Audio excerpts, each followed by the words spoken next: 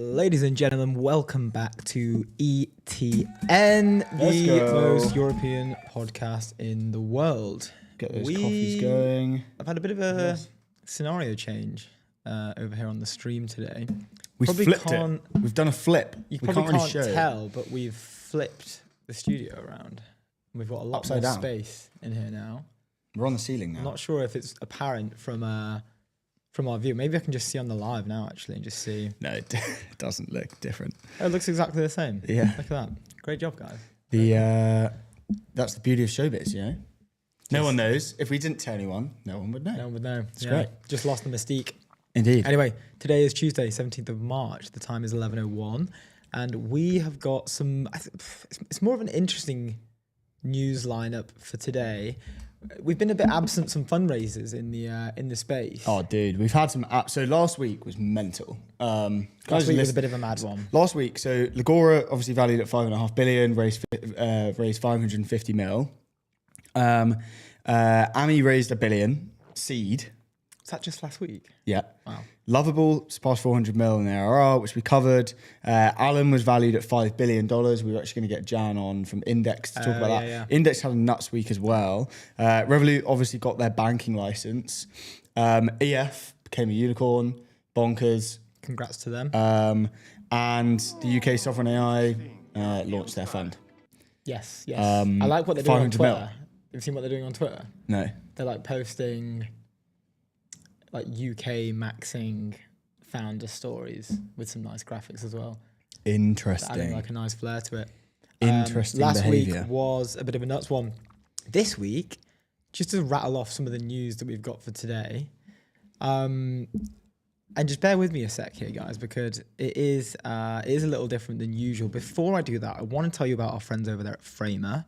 Build better sites faster, the all-in-one platform where enterprise teams design, build, and ship production-ready websites. No dev handoff, no bottlenecks, no creative compromises. We migrated ETN over to Framer ourselves. We're not technical. It was very easy. You can too at framer.com/ETN. Anyway, the news. And the new one as well, infrastructure of the on-chain world, Base. Go to base.org. Base is built to empower builders, creators, people everywhere to build apps, grow businesses, create what they love, and earn on-chain. You would have noticed yesterday that we launched Base as a new partner of the show. Thank you very much to Base. We're going to have Axel on, who runs West Europe. He's the West Europe lead for getting the world on-chain. I would like to actually share. And he wrote an article which was pretty cool I think it was on Saturday. So we're going to dive into that and just more about Base and what they're doing. But yeah, thanks, Base. We appreciate it. I would like to bring this up. Can we share this? I think I can just... You can do it, can't you? Yes. Isn't that the point? Yes. You are correct. That's okay. So what we have here, guys, is essentially a look into how deals get done. How do deals get done? 2026. Tell me now. A lot of people are talking about it. They're saying it's the largest pre-deal conga line handshake that the world's ever seen. We've not looked into the statistics on this. We haven't run the numbers, but I think it might be. We've got 6 individuals here involved in a 6-way handshake, but not only that, we also have 7 hands being shook at one time. Boom. Obviously, we can't count for the left hand of the individual on the far right and the right hand of the individual on the far left. But I think what we're seeing here is the largest handshake conga line pre-deal that's ever occurred on Earth. And I'm not trying to spread misinformation. I'm not trying to, come out with some false facts. Again, we haven't crunched the numbers on this, but I can 100% say with absolute certainty and confidence that is a 100% true fact. Welcome, Base, to the ETN show. As Luke mentions, we're going to have Axel come on later, tell us why they're pumped about Europe, tell us why they're pumped about European tech, and tell us what the Base team have been up to recently, which we are pumped for. Also, actually, over the when was this? Yesterday, we did a trade deal with Checkout.com. We gave them some of our infamous blue ETN caps, which I can show you here. Many people have been asking, how do I get my hands on one of these bad boys? We've had a lot of people messaging saying, where can I buy one? To just sort of defute all the rumors, we will never be selling these ETN caps. They can only be earned. And if I have to tell you how, then I'm afraid you can't get one. You'll you just have die. to work it out. So for all the people that have been dropping those messages saying you want to buy a hat, unfortunately, they will never be for sale. But you can get one. You just have to figure out how. In other news, which is what we'll be going over today, slightly different from the usual breakdown. Straight off the bat, I've just posted the. Sorry, I was a little bit absent. I've just posted the lineup of today on X. Oh, I see. We forgot. Very nice. We forgot. Yeah. We Well, forgot. you can go and look at We're the done channel. now. Let me Okay. just quickly show you this lovely bit of merch that the checkout.com team gave. Do you want to hold that? Obviously, the front is nice, very standard. However, the back. If you can just. There we Where go. does the world go to check out? They go to checkout.com apparently. It's where the world checks out. So Good pretty on snazzy. checkout. They're quite nice. Good cotton, you know. Shout out to the checkout team. Yeah, good materials there. Just a quick high sort of like recap of the news that we'll be going over today. It's some interesting headlines here. We've got an Australian tech entrepreneur who managed to cure his dog's cancer using ChatGPT. We're going to deep dive into that and see what the experts are saying, what people are saying on the timeline. The dictionary is suing OpenAI under copyright infringement for scraping certain media sources, using it to train their model. That was just an awesome headline from TechCrunch. The dictionary is suing OpenAI. Pokemon Go has been using players' photos that they uploaded whilst playing the game to build 30 billion images, apparently, which is an insane amount, to train like an image AI map. Basically, I'm not sure. They have got my data. I was a player. Have they got yours? I think most people were, yeah, especially in London. Yeah. London for was sure. like a little hub, you know.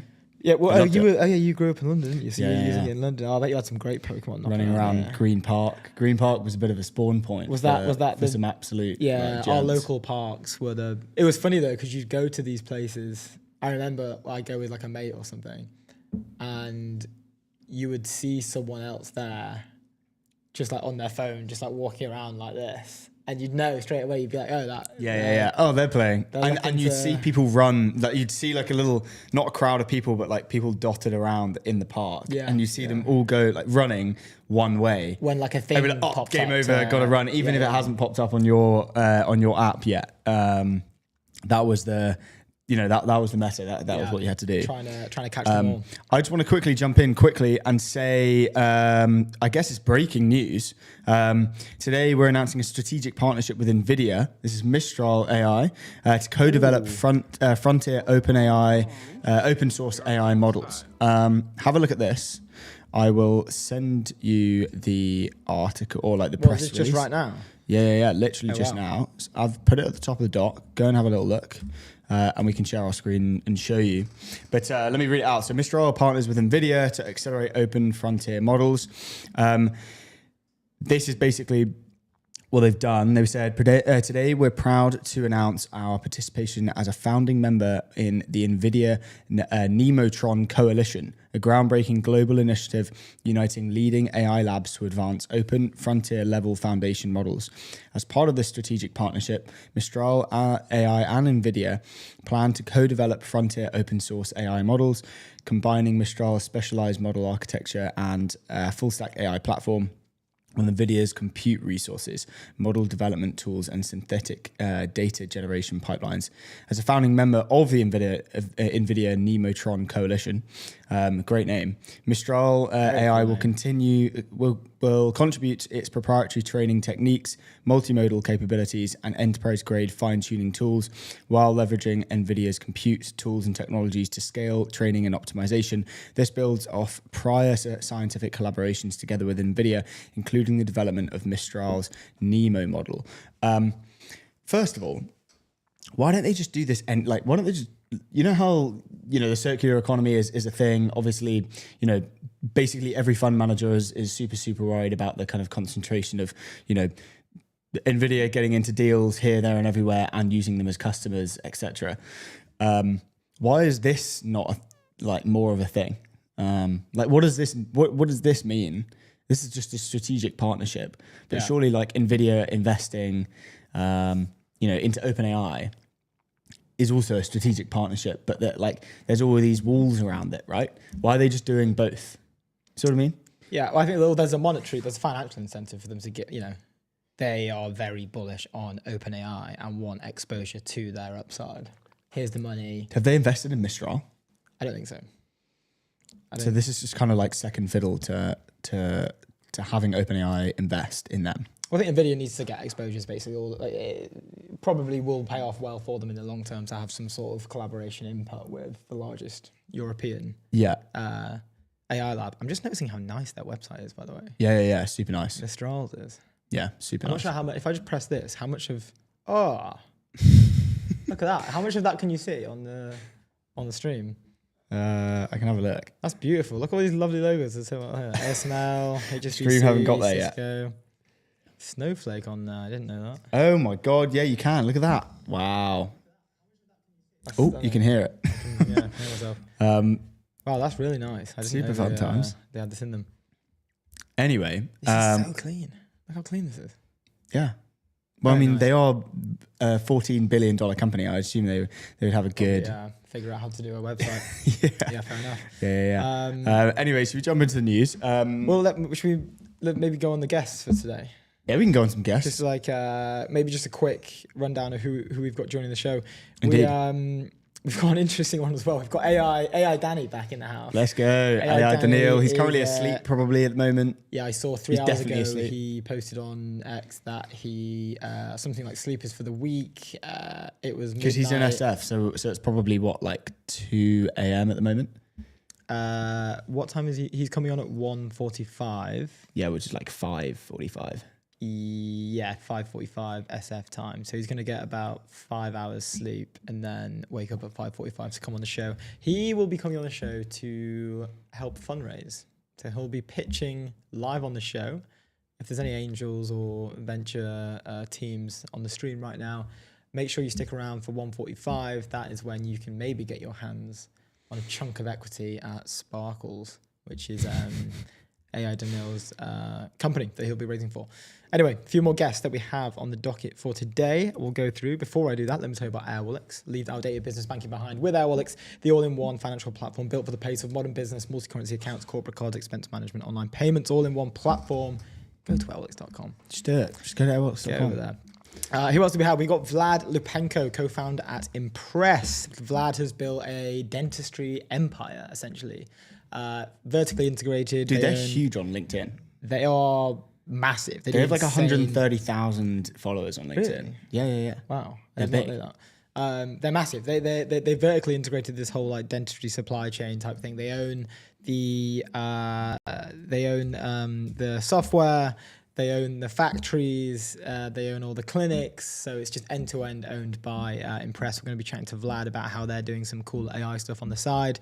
We've obviously got Axel coming into the house. He is the West Europe lead at Base. And as I said earlier, going to be talking to us about what is Base doing, why are they excited about Europe, more about the partnership with ETN.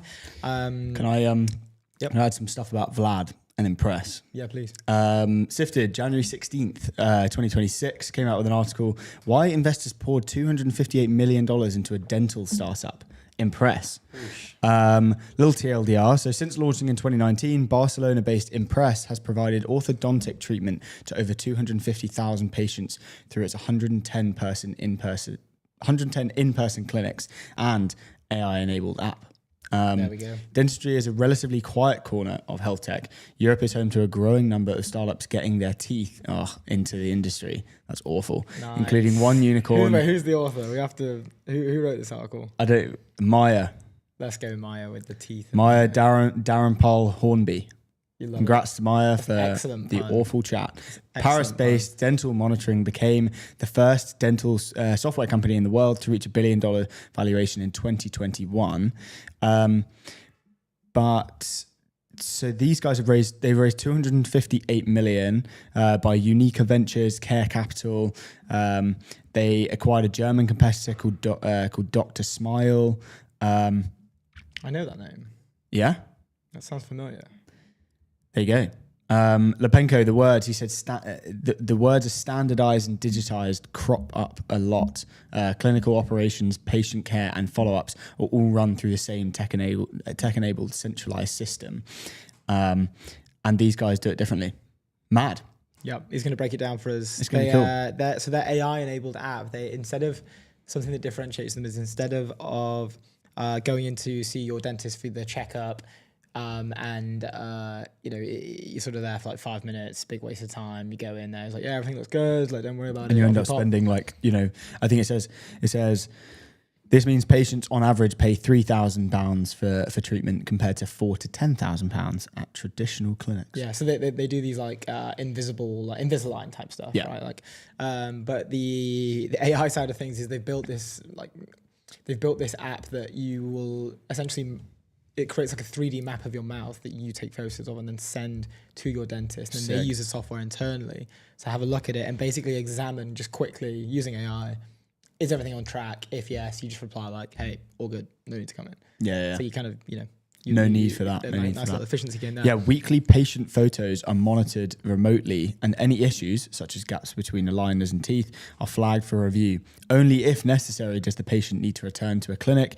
This remote-first workflow shortens treatment timelines and reduces costs. A 6-month liner course at Impress may take 9 months in a traditional clinic, Lepenko says. Let's go. Sounds like a dog. This sounds like such an obvious thing for someone to go and do, like, in every healthcare vertical, no? Yeah, I'm not too familiar with. I feel like dentistry. I don't know. We have a friend who works in who works in dentistry. DJ. We could hook them up. Yeah, we could intro him to Lepenko. Yeah. I wonder if that would work actually. That would probably work. I don't know. But I mean, he has 100. Oh wait, but I know. I guess it's a different like the other one. They have 110 in-person clinics. That's exactly what they want. Yeah. Because we're doing like revenue management. Dan, we're coming for you. We're gonna get you some ARR, buddy. Get you some ARR on that biz. Anyway, enough about the dental space. We've got Ron Zori, GP at Essential Capital, coming in. Also venture partner at Lare Hippo. Yeah, Hippo. Nice. And Laura Acosta, co-founder at Clio, the LinkedIn queen. I think something like 330,000 followers. Now doing Clio. Laura's going to join us after we saw a London Maxing post, quite awkward. I didn't know that she was based in London. So last night when we were chatting on WhatsApp, I was like, how long are you in town for? Laura was like, I live here. I was like, cool. So yeah, then I could have sworn. I don't know because I've seen some of her content on LinkedIn, but I just could have sworn she could be anywhere though. Yeah, she's probably around and about all the time. I know a team are working remotely as well. Quick thing on Ron.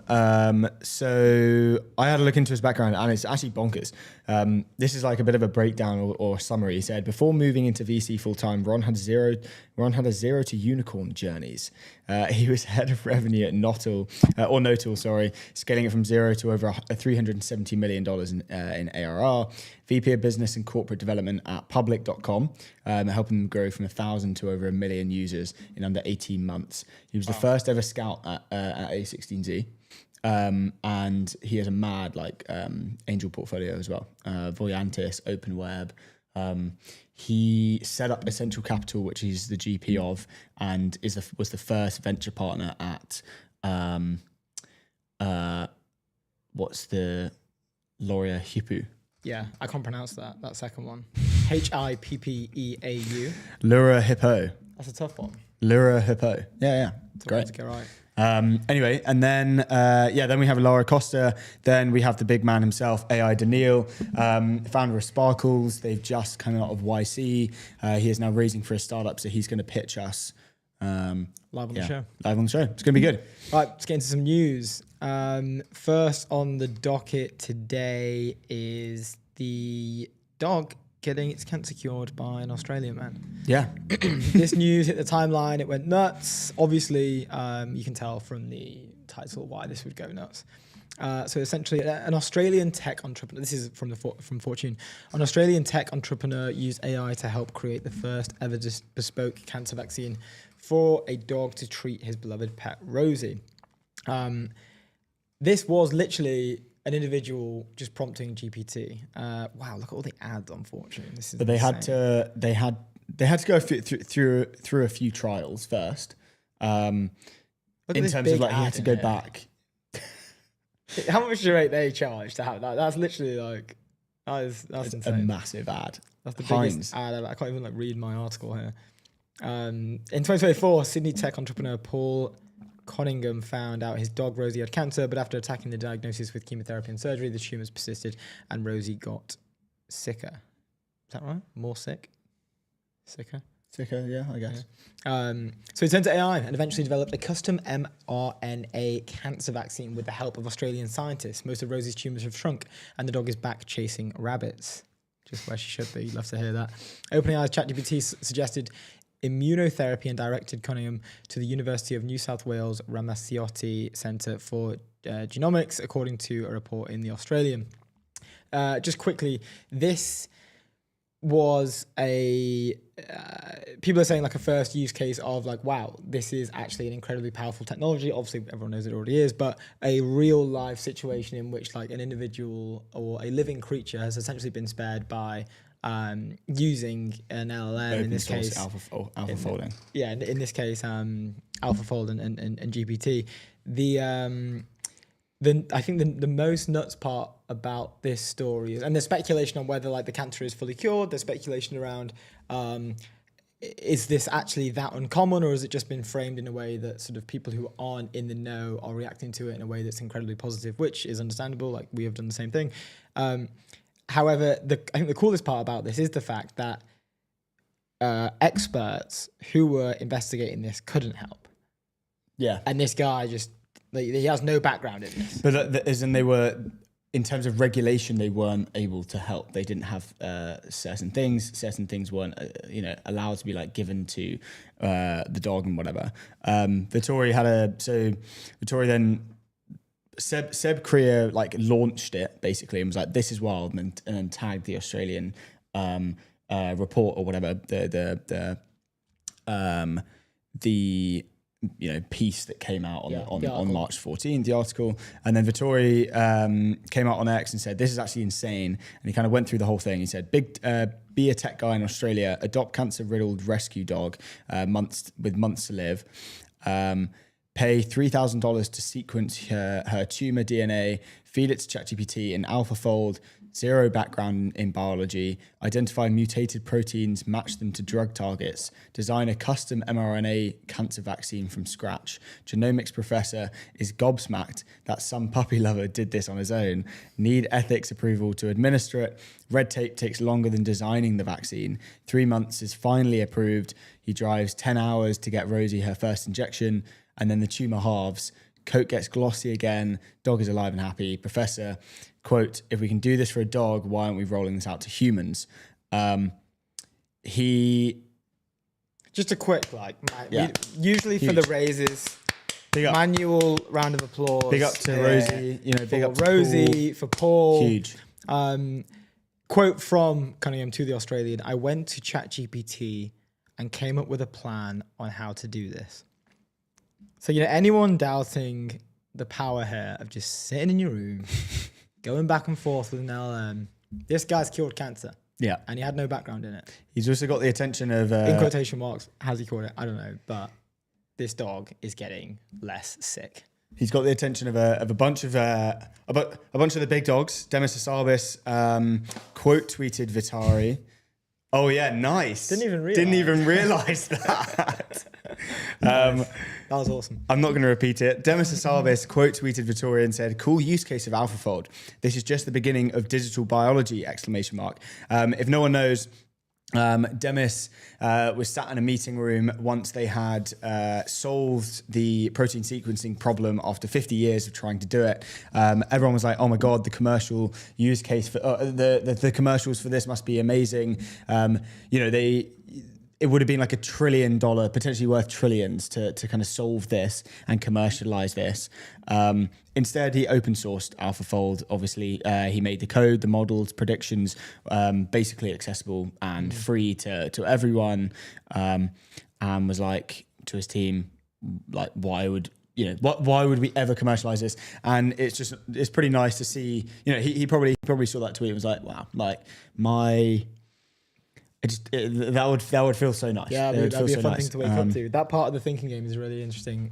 Just really probably my favorite part of the whole documentary, which is now have surpassed 500 million views, by the way, on YouTube. You should go and watch it if you haven't. Where they're sat in that boardroom and he kind of comes in and he sits down and he's like, what's going on? They're like, yeah, it's all done. We've done it.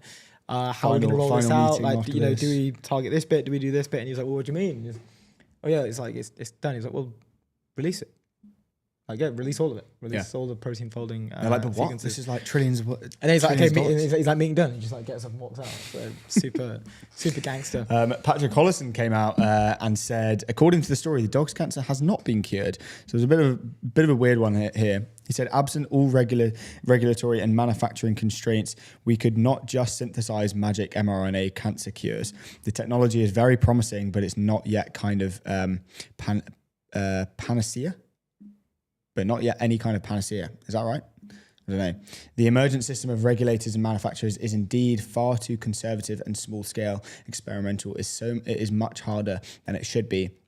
More people should read the first part of The Rise and the Fall of Modern Medicine. But it's coming. Elon Musk basically then came out and was like, yeah, but like this is, we're getting there. Yeah, Musk loves these one line. I can't remember who. It's like, shut up. Who? Stop doomering on the timeline. I think it was Nikita Bear who was like, if you're posting these 1 word, 2 word reply guy type things with like maybe it's an emoji or maybe it's like a rocket or a love heart or like just 3 words. So then you will be banned and you will not get a creator payout and like you are basically just spamming the platform. And then someone replied like kind of like this, and then it was a search of all Musk's tweets, and all it was just like rocket emoji, rocket emoji, rocket emoji, rocket emoji. Like he just spammed like 100 different people with like rocket emojis. But he can do that, and he just gets like millions of views. But yeah, like here, like it's coming. I mean, this is like relevant to the story. Actually, this would garner a fair amount of attention. But yeah, if he does like a rocket emoji, it will just get like 1 million views. Which is like, I wonder if he can. I mean, obviously he wouldn't. But saying that, he was actually part of this. Paul came out after the. I think it was Patrick Collison. It was Patrick. After the strike founder basically like said, and whatever, it's not cured, whatever. Paul then retweeted or like replied to Elon, was like, the last like I guess kind of trial or whatever, the final vaccine was constructed and designed by Grok. Yeah. Very rare Grok W. Yeah. You do not see You do not see that too I feel often. like AlphaFold did kind of. I mean, it's the kind of 3 trifecta of ChatGPT, bit of AlphaFold, then Grok. This guy's the Lisan Al-Ghaib. He's uniting the 3 families. Why is no one talking about this? Yeah. Let's try and sneak Mistral in there as well while we're at it. Mistral then came out and have done a deal with NVIDIA. That's so good. This guy, he's like the Messiah. Yeah. He's using Rosie. He's got all of them together, and yeah. This dog might just be the most important dog to ever grace the earth. Maybe the this future dog's of the frontier. Who would have thought AGI would be achieved by a dog getting cancer, getting cured through the use of Grok, OpenAI, and there was another one in there. Oh, AlphaFold, obviously. Did they? I don't think Claude had a role in this, did it? Yeah. No mention of Claude. No mention of Claude. That's why they're missing out. Rare loss for Claude. Rare L. Yeah. L for Claude. But this is why they're missing out. This is why they got to expand that consumer market. Maybe they'll come out next week with like a cat that's ill. Yeah, cat's got like, I don't know. So obviously Patrick was being doomer as well on the whole thing, and Elon Musk was obviously like, no, coming through, whatever, we're doing this. Paul then quote tweets as well and says 100% the biggest thing not being talked about here is the industries that this is going to create. So true, right? Like think about like what happens to drug trials. What happens to when, because these models are obviously going to get better, more people, once someone does it, more people are going to go and try. Who knows how many people's dogs or parents or whatever have, cancer, and they're high agency enough to go and, you know, try and figure something out. There must be thousands, if not tens of thousands in the world, I guess, seeing this and being like, right, we're going to go and do that. Yeah. Well, what happened to that? Or I'm going to go try at least. OpenAI released like OpenAI Health or something. I can't remember. Yeah. What was that? Let me just see. Because where's that? Surely they should be like, yo, hey, look what we just did. You know, like, why is that not? I don't really know what that, I didn't really look too much into that. We covered it ages ago. Introducing ChatGPT Health. That was back in January earlier this year. Oh, join the wait list. Have they rolled it back then? Because I could have sworn they released it. And What people were using is it. ChatGPT Health? It was essentially like a specific. Well, I think it had a specific UI. It was trained in a specific way to It's a just specifically. specialized, secure, and private version of OpenAI's chatbot designed to analyze user-provided medical records, lab results, and data from wearable devices to provide personalized, actionable health insights. Not a diagnostic tool, but a guidance system designed for supporting, not replacing care for clinicians. Thanks to Gemini. So it's basically like, you know, I have all this Whoop data, or I have all this data from, you know, some form of scan or whatever. Help me basically synthesize this. I don't know what I'm looking at, basically. Help me have a look. It does and kind understand. of ruin your whole thing, though, when you announce that you're doing ads and that. Like, obviously, this says it's private, but just Oh, from the no, eye that of the completely, consumer, yeah. really that- messed them up there, didn't it? And speaking of that, we have something to cover later on, just about their plans and what they're doing. Should we jump to it now? Yeah, we can. We can Let's jump do to it. it now. Let's just jump Let to it now. me- Might as well. We're on the topic. Yeah, Let's let do me it. bring this up. This is Wall Street Journal exclusive from Yeah. earlier today, I think it was. Sorry, last night. You know what also happened yesterday? What?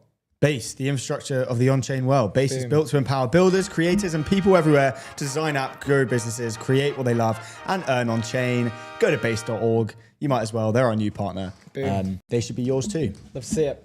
That was yesterday.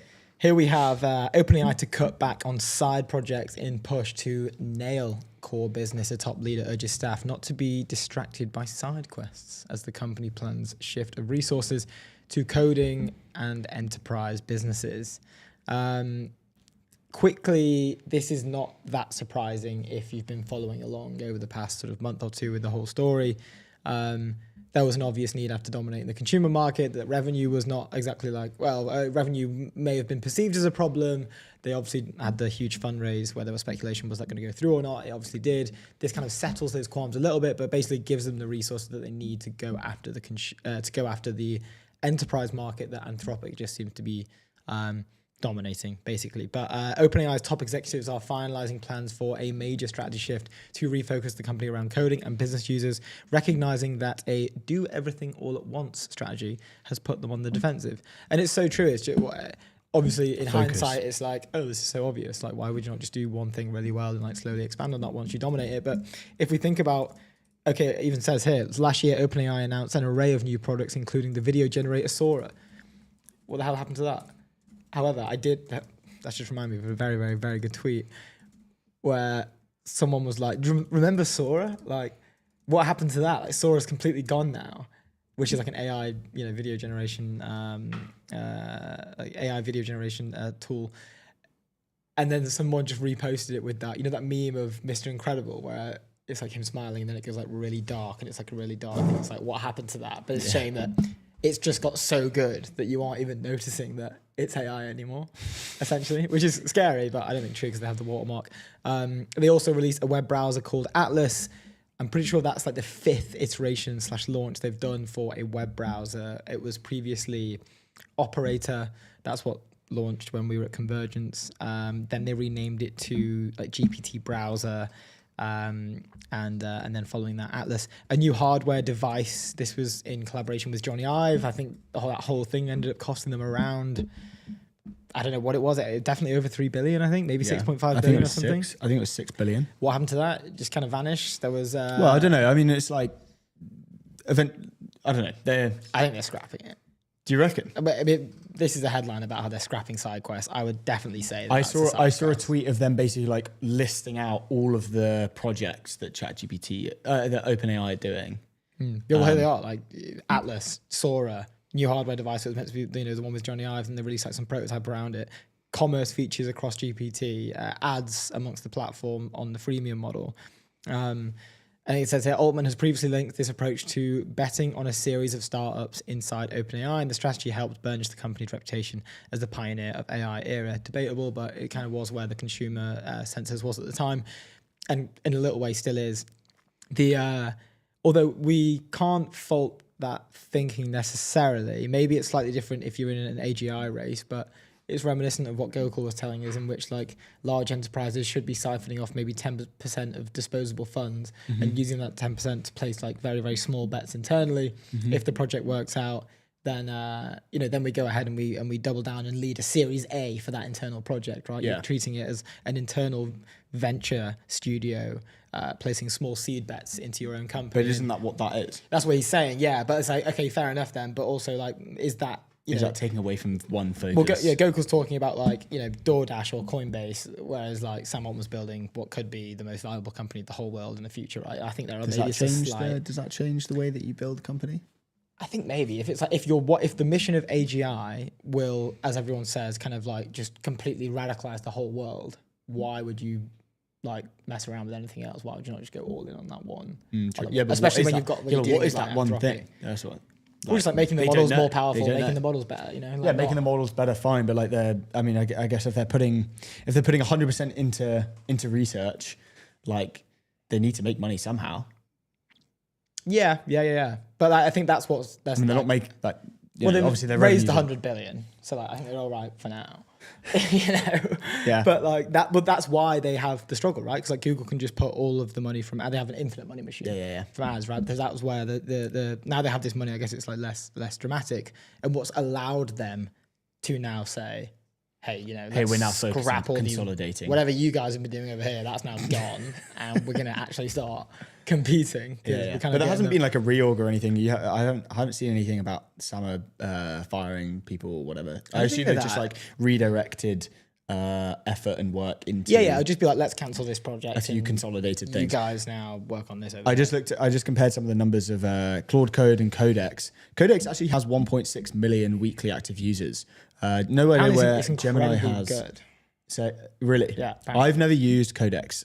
Use Claude Code all the time, every day, and it's projected with 2.1 million weekly active users. I would have thought because when was Codex released? I don't know.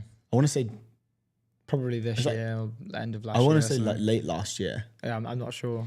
And Claude Code's been around for longer, and I don't know. I just feel like they've just like taken the market. Like they've just taken the market, especially with everything they're launching. Anthropic. Yeah. I mean, we know how quickly these things shift, right? In this weird world. More from the piece. OpenAI is under growing pressure from rival Anthropic, as we mentioned, which has become the dominant AI provider for businesses thanks to the viral success of its Claude Code and co-work offerings. These products, which include so-called agents that can autonomously carry out complex tasks for users, have become all the rage in Silicon Valley and even sparked a global stock market sell-off last month. I was at a friend's housewarming party the other day, and for the first time, I kind of had an opportunity to. So I used to work with him at Convergence. He was one of the engineers, and I said to him, like we're covering this so much on the show, but we're not really natural coders, right? So I took the opportunity to get a sort of like insider opinion on like how it's actually going. And he was just like, I know this is kind of old news, but he was like, dude, like I do not write a single piece of code ever. And neither do I. Never have. Like, and now I'm building random things. It's great. And I'm talking to my laptop. Yeah. Whisper Flow collab. I went to an office the other day, and you mentioned it as well. They all have little mics. All the developers. Yeah. This is really cool. I've been seeing a lot more of this. Obviously, the rise of Whisper Flow has just been going like a little. No, but it's not even just Whisper Flow. It's like because Claude enabled voice on their Claude CLI. So through the terminal, hold spacebar, and you can chat about what you want to build. And so it's literally you're literally just talking to a dev. So I've seen like build this, okay, improve this and do this. Okay, no, this is my workflow here and whatever.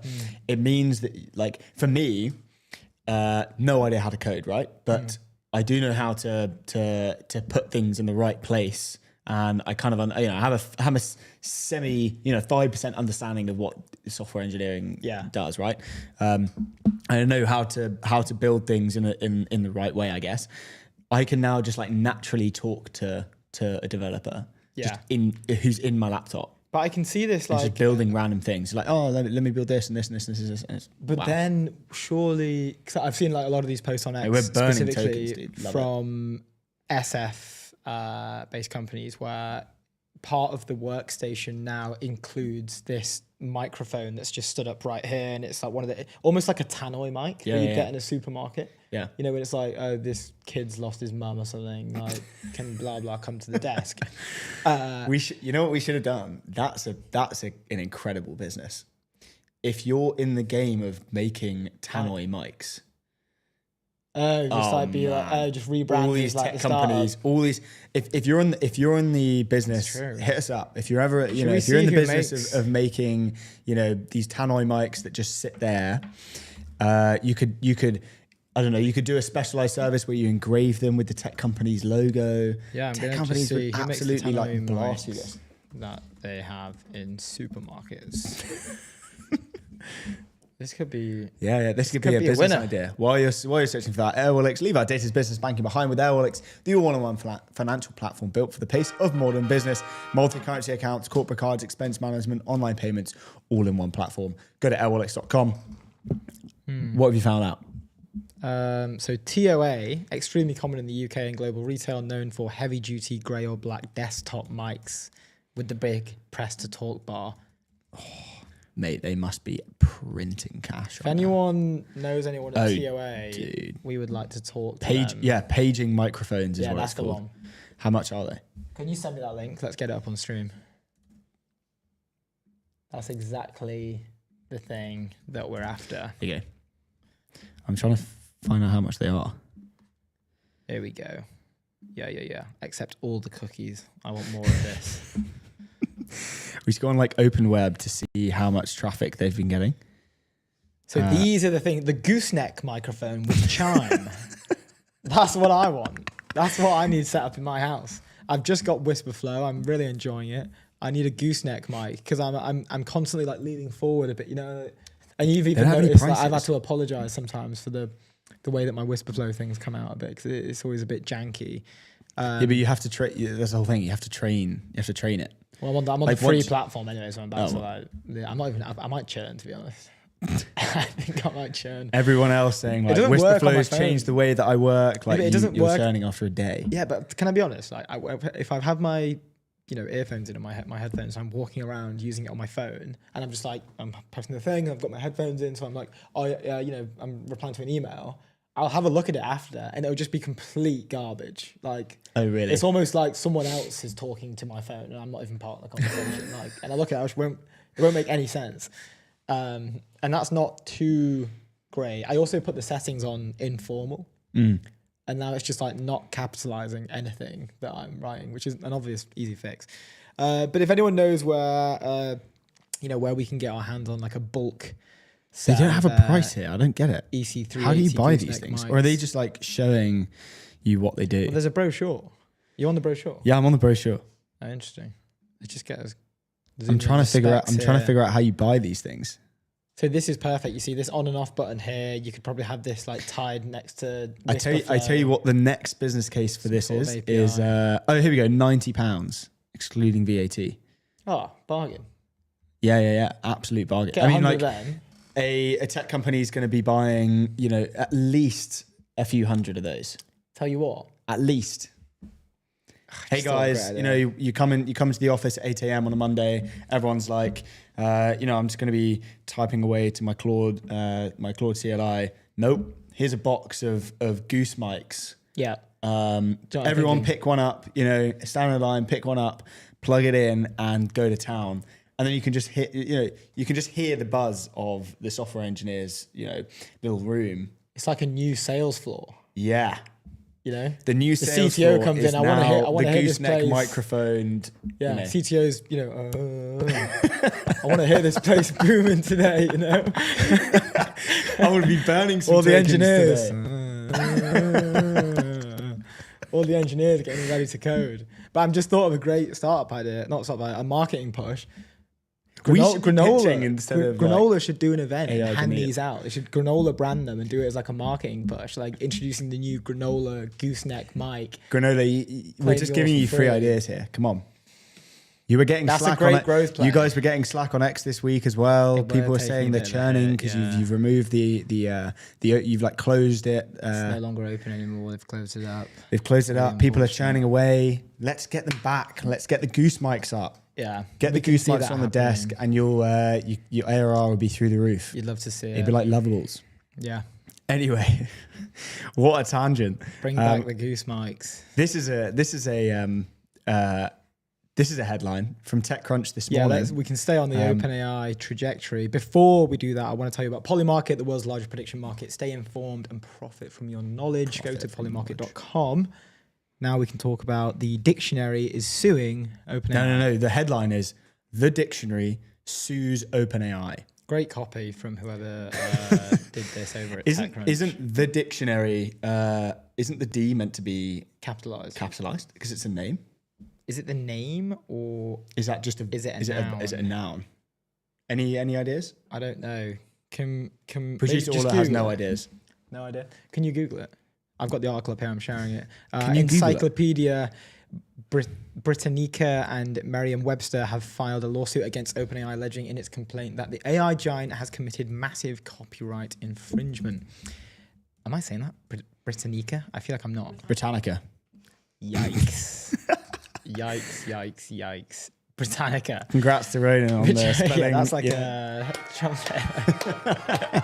Britannica. Britannica, which owns Merriam-Webster, retains the copyright to nearly 100,000 online articles, which have been scraped and used to train OpenAI's LLMs without permission, the publishers alleges in the lawsuit. Just quickly, I don't feel like this is that new.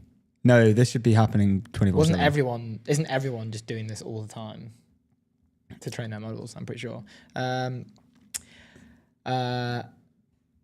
is it? Britannica again?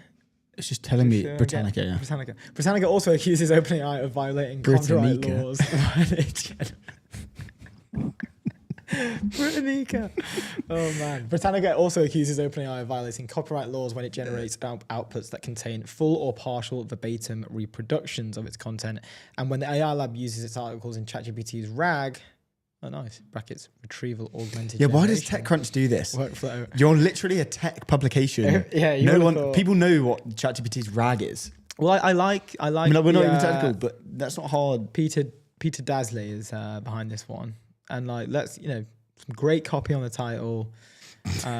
He got me on the. He got the Britannica grammar thing.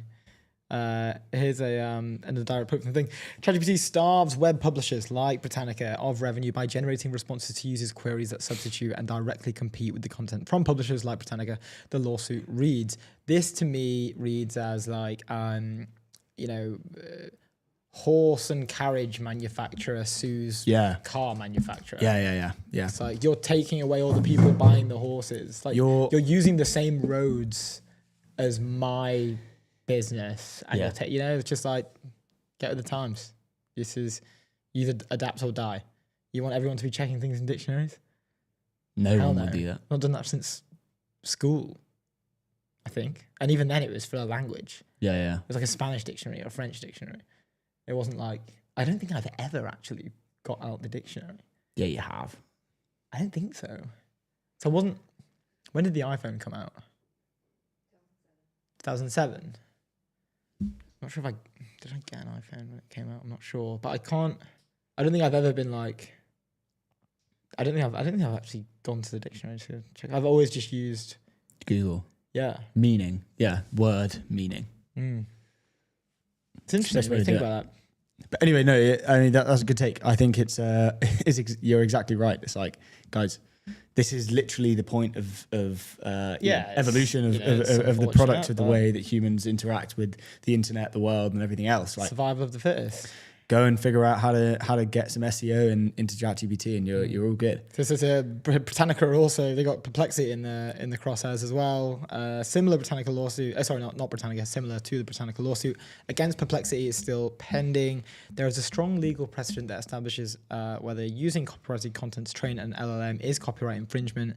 But in one particular instance, Anthropic successfully convinced federal judge William Alsup that this use case, using the content as training data, is transformative enough to be legal. However, Alsup argued that Anthropic violated the law by illegally downloading millions of books rather than paying for them, which warranted a 1.5 billion class action settlement for impacted writers. That's interesting. Okay, I think if you're like, that's kind of command P-ing an article, right? Like, and if you're command P-ing and using that to train your model, maybe that's not cool. But if it's publicly accessible, yeah, then it's fine. Yeah. Agree. So I think that's actually a fair fine if we're going to play by the rules. It's funny because these legacy companies, everyone's like, oh my God, AI is going to take my job. Lawyers going, consultants going, whatever. They're being fired left, right, and center. Go to the legacy companies, they're probably hiring a bunch of lawyers. Go and yeah, they got to start suing slinging out lawsuits left, right, and center. That's funny, they probably can't use any of the LLMs if they're, you can't like be using OpenAI while suing OpenAI. Yeah. I don't know. Maybe you can. Like if you're sat down at the table with all the other lawyers and everyone's like, right, what's the game plan here? Like we're gonna sue these guys, and you just bust out like, yeah, let me just check how is the best way to do that on OpenAI, on ChatGPT. Yeah. Like, let me just whip out my Legora. I think you might get a few looks in the room. Yeah. Maybe like get this fella out of here. But what I like here, this specific phrasing. Anthropic successfully convinced federal judge William that this use case here that they've used for the training data is transformative enough to be legal. So there seems to be some sort of like quantifiable bar of like how impactful can this technology be. If it is, globally transformative, then yeah, fine. That's cool. Yeah. Which I like. That's good. That's a good thing. Kind of like, let's not just abide by the old ways because that's how we should. Because that's how we always do. If this is going to be that sick, like let's see what we can do here. Let's make sure this can go ahead. I quite let's like move with the times. Yeah, as we're saying, move with the times, guys. Britannica is not doing the right thing. Britannica. Oh God, Britannica. Should we go into Pokemon Go? Oh, sorry. This is Amanda Silberling. Who's that? Not Peter Dasley. Peter Dasley gets the image credits, which is this picture of this pen. So I've falsely credited. Congrats to Amanda for the amazing copy. Yeah, sorry. And pull it all back. Getting Ronan. Amanda Silberling deserves the credit for the amazing copy that we see here. And getting Ronan on the spelling as well. And catching me on Britannica. But also Peter Dasley deserves some credit for this great photo of this pen pointing at copyright as well. You could AI that straight away. Peter, your job's gone, pal. You could AI that, to See be you fair. later. Anyway, Framer, build better sites faster. The all-in-one platform where enterprise teams design, build, and ship production-ready websites. No dev handoff, no bottlenecks, no creative compromises. Go to framer.com/ETN. Let's move on to Pokemon Go. Pokemon Go. We're having a very serious show today. Last week was like Legora's Series D, AMI Labs or AMI Labs, whatever, raising $1 billion. EF now a unicorn, blah, blah, blah, blah. Revolut now a bank in the UK. And now we're talking about Pokemon Go and all this other rubbish. This is pretty crazy. So this is from Popular Science by Mac Dedurin, published March 13th about Pokemon Go. So is Mac Dedurin the photo guy or is he the writer? Good question. Let's just triple check. No, the photo is from Jim Watson. Congrats to Jim. I believe, of Pokemon Go being played in Lafayette Park on a Samsung, I believe. God, I haven't seen one of those in a while. On a Sammy. But where is Samsung nowadays? They're doing very well, actually. Are they? They are. I didn't see. I assume they did an earnings report. I haven't really they're Kind of forgotten about positioned- other phones, to be honest. So they're not really like, well, they are doing phones, but they're positioned to capture all of the revenue from like memory chips, essentially. So, you know, when SanDisk Corp was running, we covered it a while back, it was like the highest performing stock of the S&P 500 last year. It was up like 1,000% in like a month. Samsung has connections to build and manufacture similar technologies to what they're doing that sits within the memory chips. Like, because realistically, all I've seen is obviously Apple kind of front running whatever, and just Google phones. The only kind of ads ads actually I've seen. use a Google phone. If I see someone without an iPhone, it's just immediately just like, oh, come on, you're not a serious person. Same with the MacBook. If they pull out like a Lenovo at the hackathon, I don't think. You don't go to hackathons. Yeah, but you can imagine if someone did pull out a Lenovo. But yeah, they were positioned as like AI video generation gets better and the videos get longer. Okay. Like these sort of, again, I'm not no expert, but like the memory chips are related to that in some way where like the value of them is tied to the demand goes up for these chips, therefore the price goes up. Anyway, shout out to Popular Science for the article. Yeah, so Pokemon Go players unknowingly trained delivery robots with 30 billion images. I was one, Luke was one. I used to love running around those parks trying to catch them all.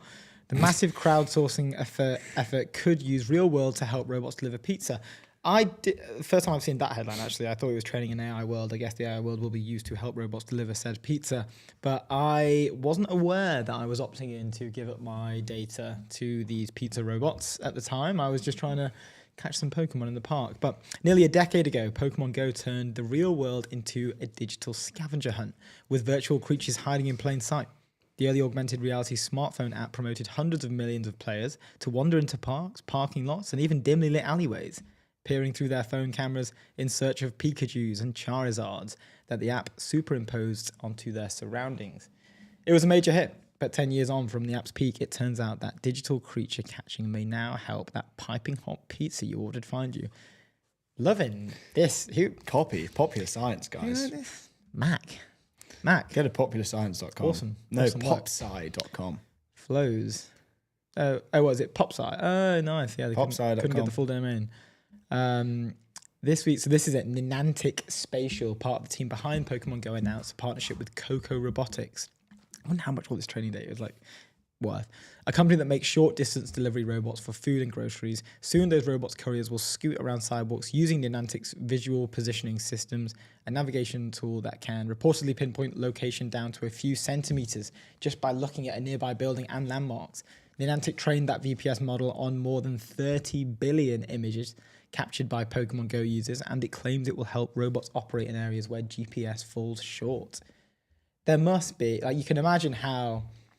I wasn't. I played it for a bit. I didn't. I have friends that sort of absolutely keened it, and had insane. I imagine what other apps do you reckon would be like? I mean, Pokemon Go is obviously such a clear example of why this is now being used. But what other apps do you think could have had this? I don't know, this effect.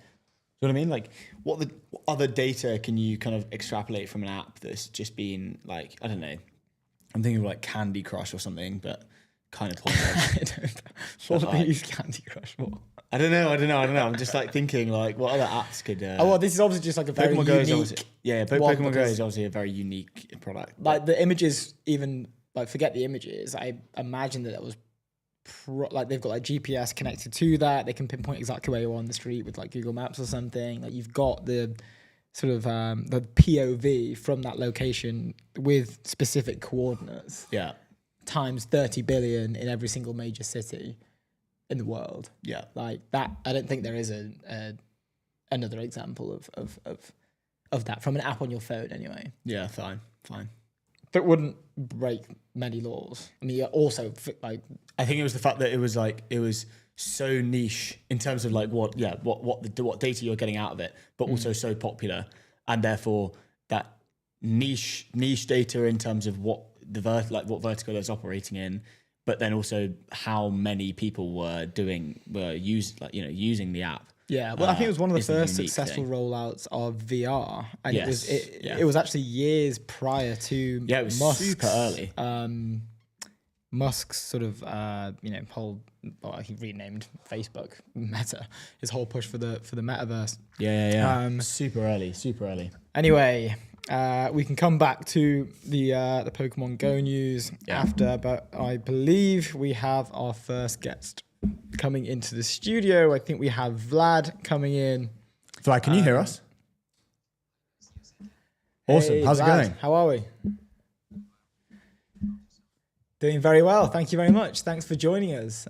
We've not had someone who's conquering the dentist world, the dentistry space on the show before. You are our first dentistry related guest. Cool. In doing some research, we kind of realized the scale at which you're operating on at the moment. So maybe to kick us off, we'd love to hear, who are you and what is Impress? And just give us a bit of an inside look.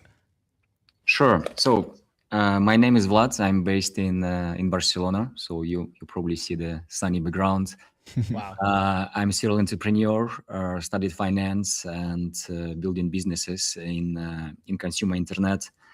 And 7 years ago, we launched Impress with the idea to disrupt orthodontic service industry. So we are doing smiles at large scale. We have presence in 10 countries, mainly in Europe. And we focus primarily on clear aligner treatment. So we digitalize orthodontic services, and we combine our own infrastructure. I mean, selected number of clinics, which we open in large cities, with the technology that allows us to digitalize the treatment planning process, practice management software, and the way how patients are getting support through the treatments. So this is what we do. In terms of like numbers, so we crossed 100 million revenue. We have more than 1,000 people. It's a combination of about clinical team, I mean doctors and treatment coordinators and head office engineers, product managers, marketing team, and the traditional back office operations that we centralize in Spain. Awesome. And talk to us about the product itself. We've obviously done a bit of research, but it's super interesting and like you're disrupting a space that hasn't necessarily had, much done to it, really, right? Yeah, listen, when we were planning to start Impress, we were already quite late to the market. So there are a lot of disruptive founders who try to change the way how like this small piece of plastic, which is literally invisible. So you might see it like this. Yeah. So how it's being implemented in the clinics. And there were two ways. So the wave number one, of course, it was led by the traditional doctors, orthodontists, who use this innovative piece of plastic in the same way like bracket and wires. So like no technology, like every month follow-up visits, very expensive and very inconvenient, and I would say very doctor-oriented and doctor-centric business. But then from 2015, there were many ideas on the market that were brought by US founders, and their idea was to remove doctors from this business model and do it as if it is like Amazon order. So you do it at home. And initial start was amazing. So there was a lot of companies that launched in the US, and investors put a couple of billions in this business model. But at a later stage, due to low quality, this market didn't accept this model. And when we started, I was intrigued why nobody wants to go in between when we take the traditional doctor practice and we invest technology in order to digitalize the quality of care and deliver the standard like treatment planning and remote monitoring to the patients, and through this make the treatment more affordable. So we started from this sometimes I call it hybrid model, when we have physical location, but this physical location has digital engine. And this is something that we built internally with regards to practice management software and the medical way we do the treatment for our patients. Mm-hmm. And this is like speaking to the vertical integration that you guys have, right? You own the software, you own the clinics, you own some of the factories as well that manufactures the products. Correct. I would say that our main effort and our main focus doing vertical integration between technology and the clinics by itself. We do have our lab for manufacturing, but today it's a commodity, and there are hundreds of manufacturing facilities across the globe who are doing it very well and sometimes better than ours. And this is not that we can compete with, but we know that we build excellent way how to provide clear aligner treatment in the clinic. So this is something that difficult to replicate. Yeah, and on that question, right? So that sounds like a very defensible moat for you guys, like having those two joined together. How is AI specifically changing the way that this particular thing is working? I will give you a few examples. So orthodontic treatment, especially with clear aligners, is very good for digitalization. So 25% of work is done in the clinic with face-to-face support of the doctor, but the rest is done remotely. And this remote work is mainly focused on treatment planning software. So basically, we need to plan how teeth will be moved. So we just take 3D model and then make projections. So how many steps we need to do, and how many aligners we need to change, and every single aligner slightly move teeth. So treatment planning is based on images, and usually orthodontists spend like 1 day per treatment plan in order to plan it. So it's quite a time-consuming process. Then we accumulated a lot of treatment plans, a lot of medical data, images that allowed us to put together with our computer vision model and automatize a number of very time-consuming tasks. So these days we do treatment plan for 2 hours rather than 8 hours. And of course, it was huge relief to us, but it's not only about timing or efficiency, it's about quality. So we can predict better what would be the best approach for the patient in terms of treatment planning. And then another very important part is patient compliance. So clear aligner treatment takes time. So it takes 6 months, 9 months, 12 months. And this is very routine process. So patient need to be compliant. By compliant, I mean that they need to use this medical device. And we also need to check how we are progressing against the initial treatment plan, how it is done in the traditional environment. So doctors make the appointment or follow-up appointment with the patients every month or every 2 months. We decided to do it in a digital way. So we build the app, and then the patient just makes scans every week, and we see the progress of the treatment, and we see if we are going in line with the initial treatment plan, or we need to make some adjustments right here, right now. So we increase the accuracy and frequency. So we do it once a week rather than once a month. So it's already a huge win. But when we built the app, so the first version of our app was introduced in 2021, it was fully manual. So we just created the 150 doctors centralized in Barcelona who was reviewing every single, call it selfie. Wow. Yeah. Yeah. But then we start feeding our model, and we introduced our first model in 2022. And the first attempt was that 20% of the very simple cases start reviewing by machine. And it was, wow, looks like there is efficiency. So today we have more than 100,000 patients on treatment, and we have the team of only 30 doctors sitting in the office, and 80% of scans reviewed by machine. And even 30 doctors spend half of their time for improving the model, verifying the accuracy. And our objective is to reach 95% of AI reviews by end of this year. So the efficiency is here. And we started this when AI was not super fancy, and the fact that we were able to build it based on internal data is something unique, because today all large models are based on open data, but we have our own patient data that are very good for learning stage. Yeah. What do you think? You mentioned you have 100,000 patients with 30 doctors That's bonkers. What do you think will happen to the job market in this industry specifically with the tech that you guys have been able to produce? And I assume this is being rolled out now to different verticals, not just dentistry. How do you think these things are going to change the way that people work specifically in the medical field? So we have 30 doctors centralized in the office, and we have a few hundreds in the clinic. But our efficiency, if you take a number of clear aligned treatments or patients per doctor, is 10 times higher compared to the traditional practice.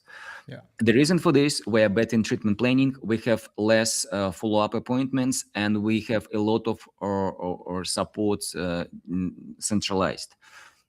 But I believe that thanks to technology, thanks to AI, we just make this category more accessible to the patients. Because if you look globally, we have only 10 million patients starting the treatment between braces and aligners.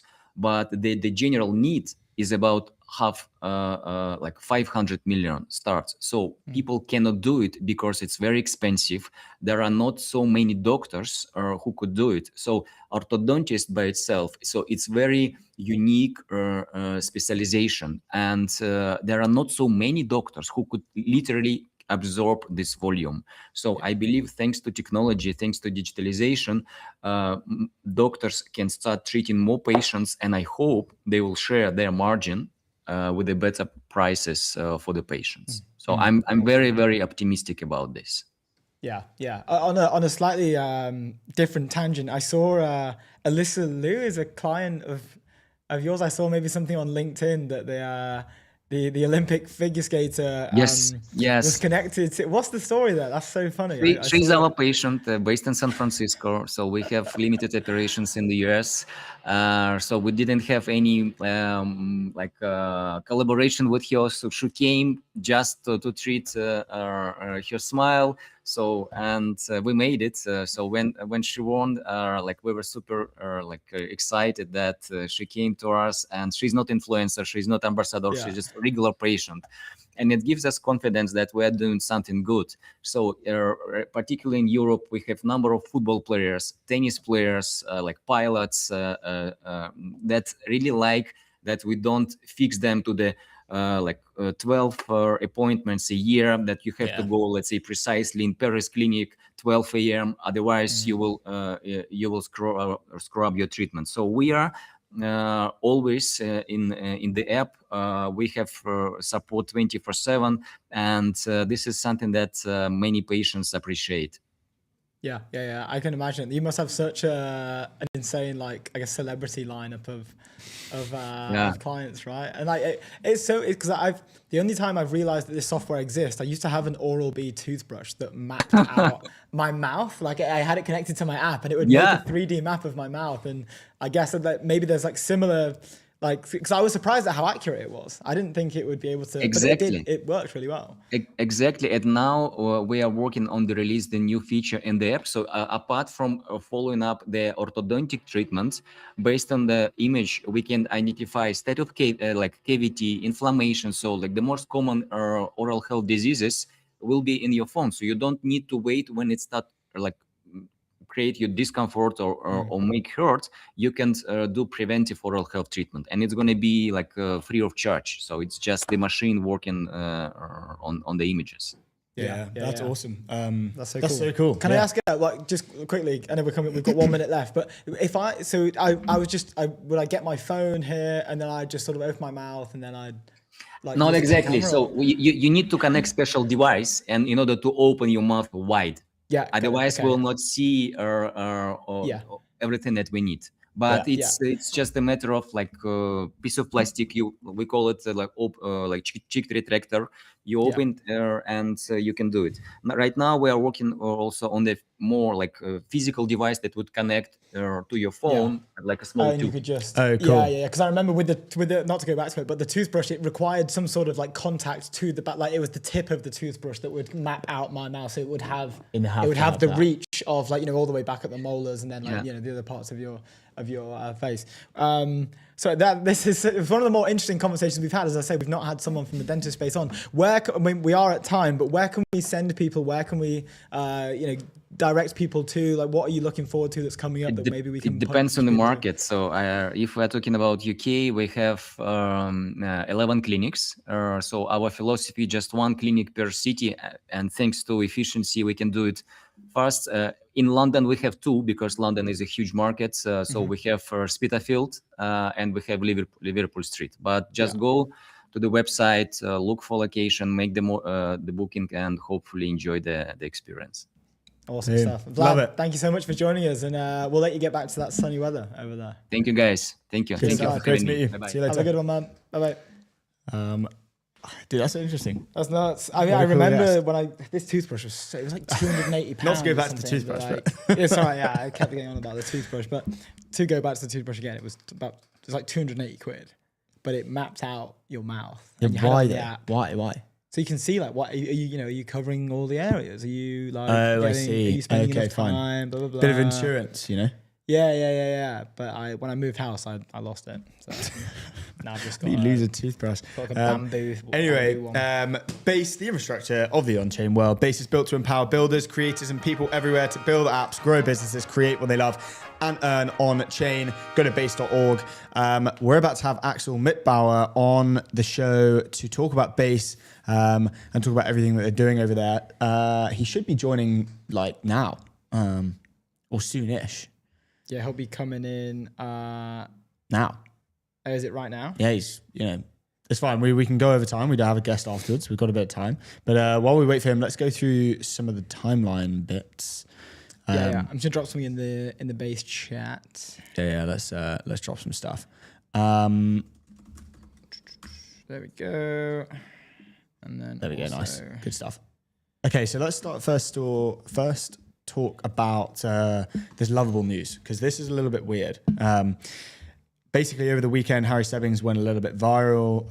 On March 15th, he posted, "How does Lovable hack social algorithms to have viral posts?" He had Elena Werner on, who we had on, and she explained, she said, "We have a channel called Bee Swarming where employees post their content and everyone goes to amplify it. Similar to what aptly named Beehive does." She said, we try to turn every engineer into a marketer and get the whole team posting about things that they are excited about. Then marketing puts its full firepower behind the biggest launches to tell the story." She said on Harry Stebbings' podcast 20VC. There was a bit of controversy about this. We're about to get Thingy on, but a little bit of controversy. There was a post from Sandra at Chatbase who had a good take. I'm worried I'm going to start to read this out and... Oh, let's just crack on. Yeah? Yeah. Oh. There we go. Too late. Anyway, here he is. Here is of the man. hour. I'm playing the trumpets. Hey. Axel. Dude, what a pleasure. Long time coming as well. What a day it is today. A day of celebration, a day of joy, a day of cheer, a day of bass, a day of ETN. Dude, thank you so much for coming on. Also how St. should we- Patrick's Day, I think, no? No. is it today? That was on Sunday, wasn't it? Oh, okay. Wait, we've already had St. Patrick's Day. Yeah. Oh, it's today? It's today. Oh, apparently it's today. Yeah, it is today. Oh. Wait, let me check on Happy St. Patrick's Day, everyone. Patrick's Day. Oh, it's today. I did not know that. No You're wearing way. green. You're wearing green-ish. I am wearing green. I did know it was St. Patrick's Day. This is why I'm wearing green today. Anyway, enough about St. Patrick's Day. We obviously know who you are. Maybe for the viewers, do you want to intro yourself, Axel, and then We've been doing ad reads throughout the show, so everyone knows what Base is. But you might as well do your own ad read. Yeah, love to. A little bit about myself. I'm Axel. I'm the region lead for Base for West Europe, so everything west of Poland.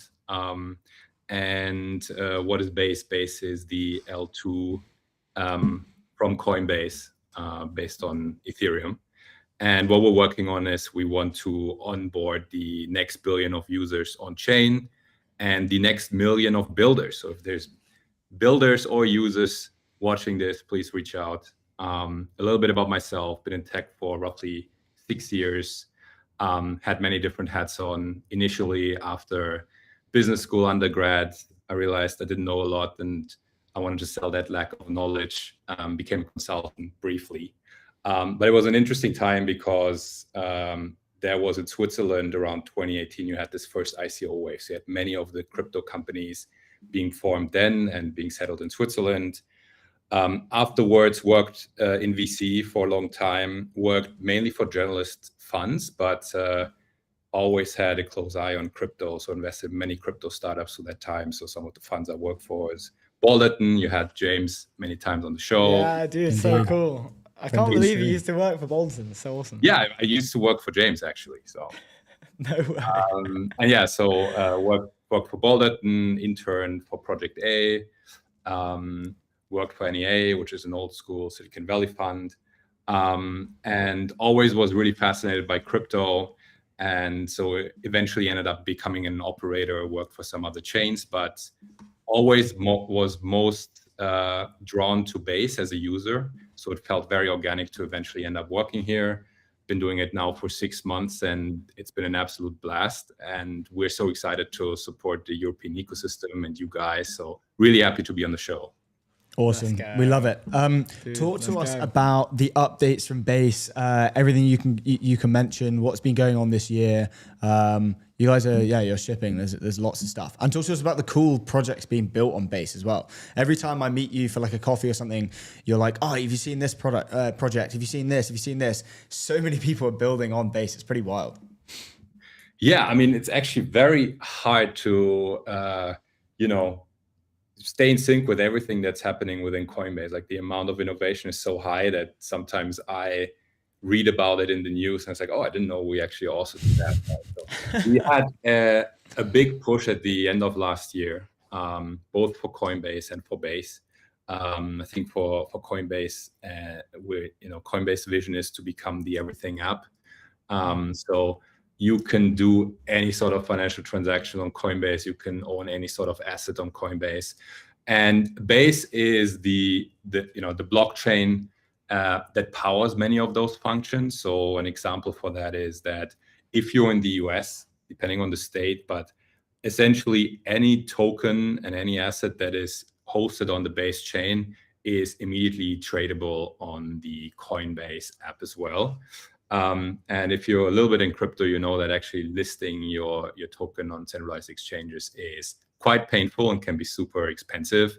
Another obvious feature is that you can earn yield on Coinbase via Morpho vaults. So Morpho is one of those projects that are very Base aligned, actually based in Paris, and that are super cool and highly innovative and category defining within crypto.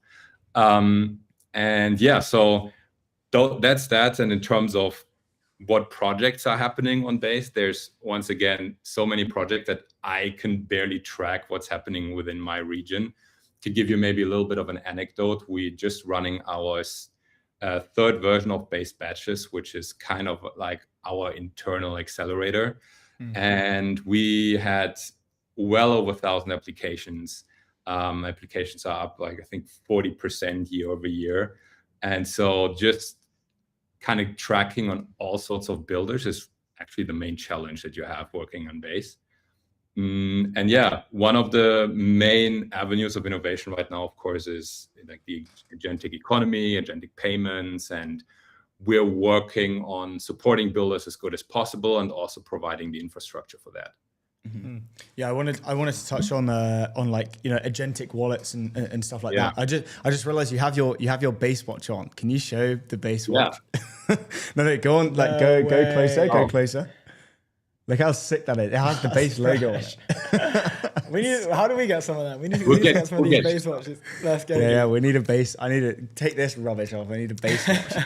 That is a fundamentally great question, and I think it's something that we spoke about a number of times with a number of guests. Specifically, the CRO of EMEA at Stripe came on and discussed the future of agentic commerce. the role that crypto and stablecoins will play in that future, needing some sort of borderless financial system that's fast, that's decentralized, that can operate without a human in the loop. It matches the speed at which people want the agentic future to work at. Can you just tell us from your perspective, like, why is crypto fundamentally an important technology? And how is it relating to these trends that we're in right now, like AI, agentic, like? Yeah, love to. I mean, the way to think about crypto is kind of like the internet for value, right? So many people call it the original sin, that the web has not really been created with value and money on top of mind, and crypto sort of fixes that, right? And what does that mean tangibly is, if you like work in payments, you know that like actually payments is an incredibly complex problem to solve. And if you look at payment as a user, there's like these trade-offs you have. So it's you can either get it like cheap and fast, or you can either get it like cheap, you can either get it fast, or you can get it easy. And crypto, and particularly stable coins, fix that by allowing you all of these things. So the way we think about it is that you can move money all over the globe at the speed of the internet, right? And at the cost of less than a cent. And that's not even possible on traditional financial rails within Europe, right? Like, I mean, I have family in Switzerland, so whenever I send to Switzerland, like, you have to wait a day or two. And that does not compute with the future, particularly with the agentic future, where the world will just spin at a much faster pace. And so we think we need financial infrastructure that matches that, and that's where crypto comes into play. Mm-hmm. And with I guess it's a bit of a segue with the kind of rise of agents and everything, and people talking about allowing agents, because they can't fundamentally open a bank account, right? Banks aren't built for agents. Talk to us a little bit more about the agent to agent or AI to AI kind of transactions that will not have a human in the loop, right? What does like USDC allow for these transactions to happen? Brian Armstrong is a huge, obviously, kind of, he talks all the time about how important this is, and the way, where things are going, right? Yeah, I mean, I don't know. Have you played yourself with like OpenClaw agents? Yeah, Luke has. I've not. And so like, we do that. I mean, we work a lot with AI, and we experiment a lot with AI within Coinbase and within the Base team. And so if you spin up an agent, you'll first do many things, and you realize like, hey man, I want to think about how the agent can earn money for myself, right? And obviously that's a very interesting vision, but then you realize like opening a bank account for an agent is just completely unfeasible. And the agent, I mean, in my case, like the agent can literally create the wallet for itself. That's the beauty of crypto, is that they're permissionless markets. So they can create their own wallet, they can like store their own private key. And so that's one of these things where like agents can just spin up wallets themselves. Another thing is just the payment infrastructure. I think if you think about the machine to machine economy, probably a large part of that will also entail micropayments, right? And for this, you need very cheap and very fast infrastructure. And then once again, the crypto, we believe, is superior to that compared to traditional financial rails. So an example that like Coinbase has been working on is actually X402. I don't know if you looked into X402, but that's an open payment infrastructure. It's actually a riff on HTTP. So probably the error code HTTP 404 file missing. They used to be, or there is this HTTP error code 402 payment required, but it's not really been implemented because there's been like a lack of crypto. And so X42 is a riff on that. And what it enables is essentially any agent can buy for any sort of a service right over the internet using stable coins, right? So maybe if you had an agent, you had maybe an ETN OpenClaw agent that wants to do news headlines, you realize, oh, you need to have the X API, I need to get the API key, I need to authenticate. And what X42 unlocks is you can just pay per use right over the internet for any sorts of service with stable coins for very, very low fees. And that, of course, unlocks a whole area of new potential use cases. where I think probably builders are much better equipped to play with that new creative space. But what we're seeing day to day is just a very rapid innovation pace with agents on crypto. Yeah, it seems like, and again, you're probably more on the inside of this than us, like generally from day to day. But and we've mentioned it on the show the other week. Like, I listened to David Senra's recent episode with Brian Armstrong, and it seems that obviously Coinbase and Base and everything connected to the brand has been a front runner in sort of addressing regulation head on in the markets, specifically around like crypto. It seems now that there's been much more of a sort of global consensus of acceptance, whether that was maybe in the last year or two, but now it seems like it's almost not the job is done, but the convincing element of like financial institutions or like traditional legacy institutions, they're now kind of bought in. Yeah, I mean, I agree. Look, I've been crypto for, depending on your count, roughly 5 years, and it happened in cycles. The first kind of DeFi summer wave, everyone was incredibly euphoric, and things like the entire financial stack will run entirely on crypto within the next 1 or 2 years. Now, obviously, that didn't happen. And a big part of that is regulatory clarity. So Coinbase itself pushes very much for regulatory clarity, because that allows builders to push for innovation without having to do compromises when it comes to regulation. Because we want the best sort of talent building on crypto rails, and regulation is a part of that. I think what we're observing, and me personally, is that crypto decoupled a little bit after this like DeFi wave from 2020 to maybe 2023. And so many people in the traditional tech world did not really pay close attention to crypto. That has really changed within the last 12 months. So if I speak to journalists, VC funds, particularly those that look at fintechs on the early stage front, they tell me, I only look at crypto startups now, right? And I think we'll have more fintechs that just use stable coins because it's just for their tool, the objectively better technology to move money around the world and make it cheaper for their customers. And so seeing a lot of interest on the general fintech side, on the general financial institution side, and actually like European banks are also exploring a lot there. So there's Societe Generale, Deutsche Bank. And so I think we're seeing those first building blocks of any asset eventually living on chain. And, one of the biggest product market fits right now, of course, is stable coins, but we'll have more assets, right? So I think the next one is like tokenized stocks, commodities. And it's just really exciting to see that on a daily basis, how we make these small progresses that compound. Yeah, there seems to be, like, when you mentioned cycles, I guess specific onboarding milestones for maybe non-native to the industry, like whether that's like, as you mentioned, DeFi summer, or whether it was like the NFT bull run, or whether it was like maybe metaverse / gaming and like social-fi.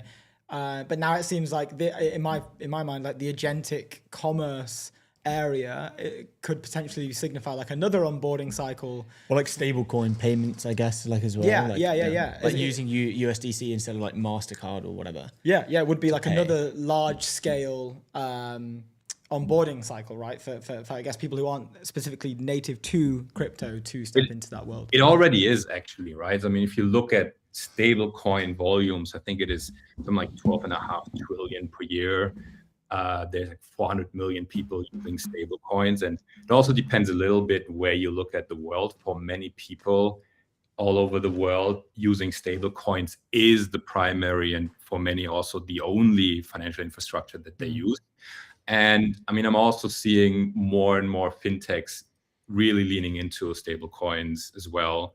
And so it's already sort of partially the current times, and it's still a little bit of the future. But I think like in the last couple of months, it seems to be the consensus that stable coins will just be the primary way we'll use money in the digital economy. Yeah. So just to check, we are running over. Are we okay to go? We have a few more. Are you, Yeah, sure. Cool. Nice. I want to. Are you good? I want to talk about the article. Well, on like base specifically for the European ecosystem, like you mentioned before this, like something that we wanted to cover was like why are you excited about the European tech ecosystem? Like it would be good to hear, do you guys have stuff planned for this space? Like what is it that's getting you guys pumped? And I guess on the partnership as well, right? We haven't really discussed it. Like why? Totally, yeah. So Why us? yeah, why you? I mean, so really happy to support you guys. I think Europe also goes a little bit through cycles, so sometimes there's a little bit more pessimism. Personally, I think this is one of the greatest times to build in Europe. And if you just look at across different verticals, like even take crypto to the side, there's so many category defining products across all verticals coming from Europe that really compete on a global level. I mean, example is, for instance, like Sophisia. I mean, many of these AI startups are actually European 11 labs, for instance. But the same happens to be for fintech and for crypto. And so, I spend a large part of my time also speaking with students and just on a daily basis, like Europe just has such big potential in terms of the human resources, so many smart people, hardworking people. And so we're really excited to support European builders. Why we also want to support you guys, because you're builders, you're also a great platform for European builders. And yeah, in terms of what we do is we support builders all over the world. So I'm actually part of the base global team. So we have country or region leads all over the world. I think we have them in roughly 20 countries. So there's maybe a more handsome version of me in some David, so you should meet him. But so we support builders where they are all over the world. And we have a ton of initiatives, global initiatives like base batches, as I mentioned. We also run accelerators all over the world. So we have an accelerator in London called The Residency that we do together with Fabric and Animoca and Founders Factory. And yeah, we have much more planned. And if there's any builder out there thinking about, I want to use stable coins for my project, please reach out, because we're more than happy to support you. There you go. Heard it here first. Go to base.org. I wanted to talk about your article. Your agent lacks dopamine. Give us the TLDR of why you wrote it. I think it's a super interesting kind of case. I thought you weren't going to mention about when we went for coffee last week. You mentioned about the Apple Pay and how that's all of that kind of stuff, and the noise is it's nice to hear, right? It's like a I guess it releases dopamine, allows you to release dopamine, whatever. What is the thesis behind it? And go from there. Look, this is like a personal observation of mine, but I think this new sort of agentic economy is incredibly interesting because it also breaks with many UX paradigms, right? So there's like a simple example, right? You're using some sort of financial application. If you're using an agent, probably a dashboard is not the primary way you interact with managing your finances, right? And so there's not really been this kind of golden standard, these best practices in terms of UX when it comes to creating agentic projects, right? And so when I speak with builders that work in that field, I like try to raise a little bit of awareness, say like what part of your agent feels very rewarding for the user, because I think we've all been raised on these dopamine releasing products like your smartphone, social media, and it's sort of hard to break that behavior pattern on the user end. So if you don't think about how your agent can actually feel engaging and rewarding, you'll probably have lighter churn. You'll not be able to compete with other products that actually crack that problem. And so I think whoever works with agents, works on that technology, really should think about how are the traditional industries, particularly in the consumer end, actually tackling that issue to keep the product fun and engaging. One of the frequent responses I get is, the magic moment is the agent earning money for you, right? And I say, well, that's sort of means the product itself or the agent is not really rewarding, because earning money in all sorts of ways is always rewarding, but that doesn't really reflect the particularities of your product and of your UX. And also, if it's an investment agent, it won't always make money. It will sometimes lose money, and you still need to find a way where, even if maybe the P&L is a little bit painful momentarily, the product is really rewarding and engaging. And yeah, we've cracked that in all sorts of industries, even those that we consider very boring. Like Duolingo is a learning app. Like learning for most people is not something that they necessarily consider to be super interesting or super rewarding. But Duolingo was able to create this massive audience by tapping into those mechanisms.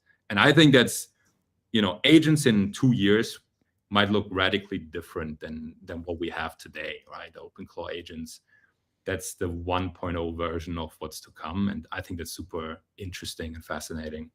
I think it's fascinating when you, you might on the Claude CLI when you're waiting for something, or even when you open Claude, it has a little box that looks the same. You've got the little kind of like crab thing, and that's like quite nice. Like it kind of plays. And then when you're waiting for for it to build or whatever, it has like, instead of it just being like a loading icon, it's like it's flabbergasting, or it's I don't know. It's there's a verb to it, right? And they're like quite playful things, and that's just a really nice way to have a look at what it could be in the future, where this kind of stuff is going, and for Claude to be tapping into that so early is actually super interesting. Well, it's reminiscent of like we had this problem when we were doing convergence, where like how do we let the user know that.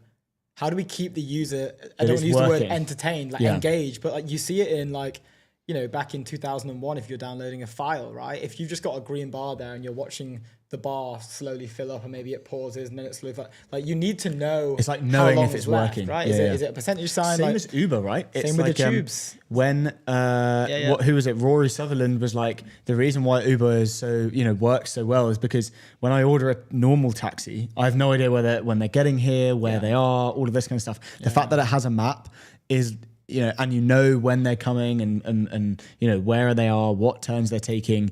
That's a thing. Like it was the like the time it takes for them to arrive, right? The 5 minutes, right? If you don't know the time, you feel a bit lost. You feel a bit like, humans need context to feel comfortable and not anxious. So you can see it everywhere, which is really. Yeah, and I think we're still figuring out what that looks in an agentic world. So if you're building on agents and that's something you're thinking about, like please reach out. Would love to just exchange thoughts on that, because it's as a user, but also as someone who's building tools with AI, involving AI, is like something that's actually front of my mind is how's that actually fun for other people to use. I think if you build your own agent, you're kind of instinctively emotionally invested in it, but another person actually needs that hook that keeps you engaged. So please reach out.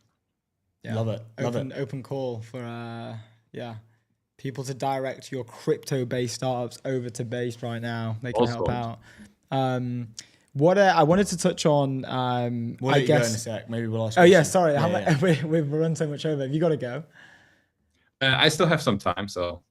Okay, cool. Okay, one more question. Let's do that. There was something that you mentioned there. It's like the UX of this whole thing, right? I feel that there was a natural shift and a conformity along to the UX of what a chat-based LLM would look like, right? We all know that, and if you look at any of them, like Lovable, Bolt, OpenAI, ChatGPT, Claude, Grok, every single one is the same one in the sense where you'll open it up, there'll be a small sort of like nice designed chat bar in the middle, and then the background will kind of be as plain as you want, and it will pre-prompt messages, and it will give you certain pre-selected prompts that you can click.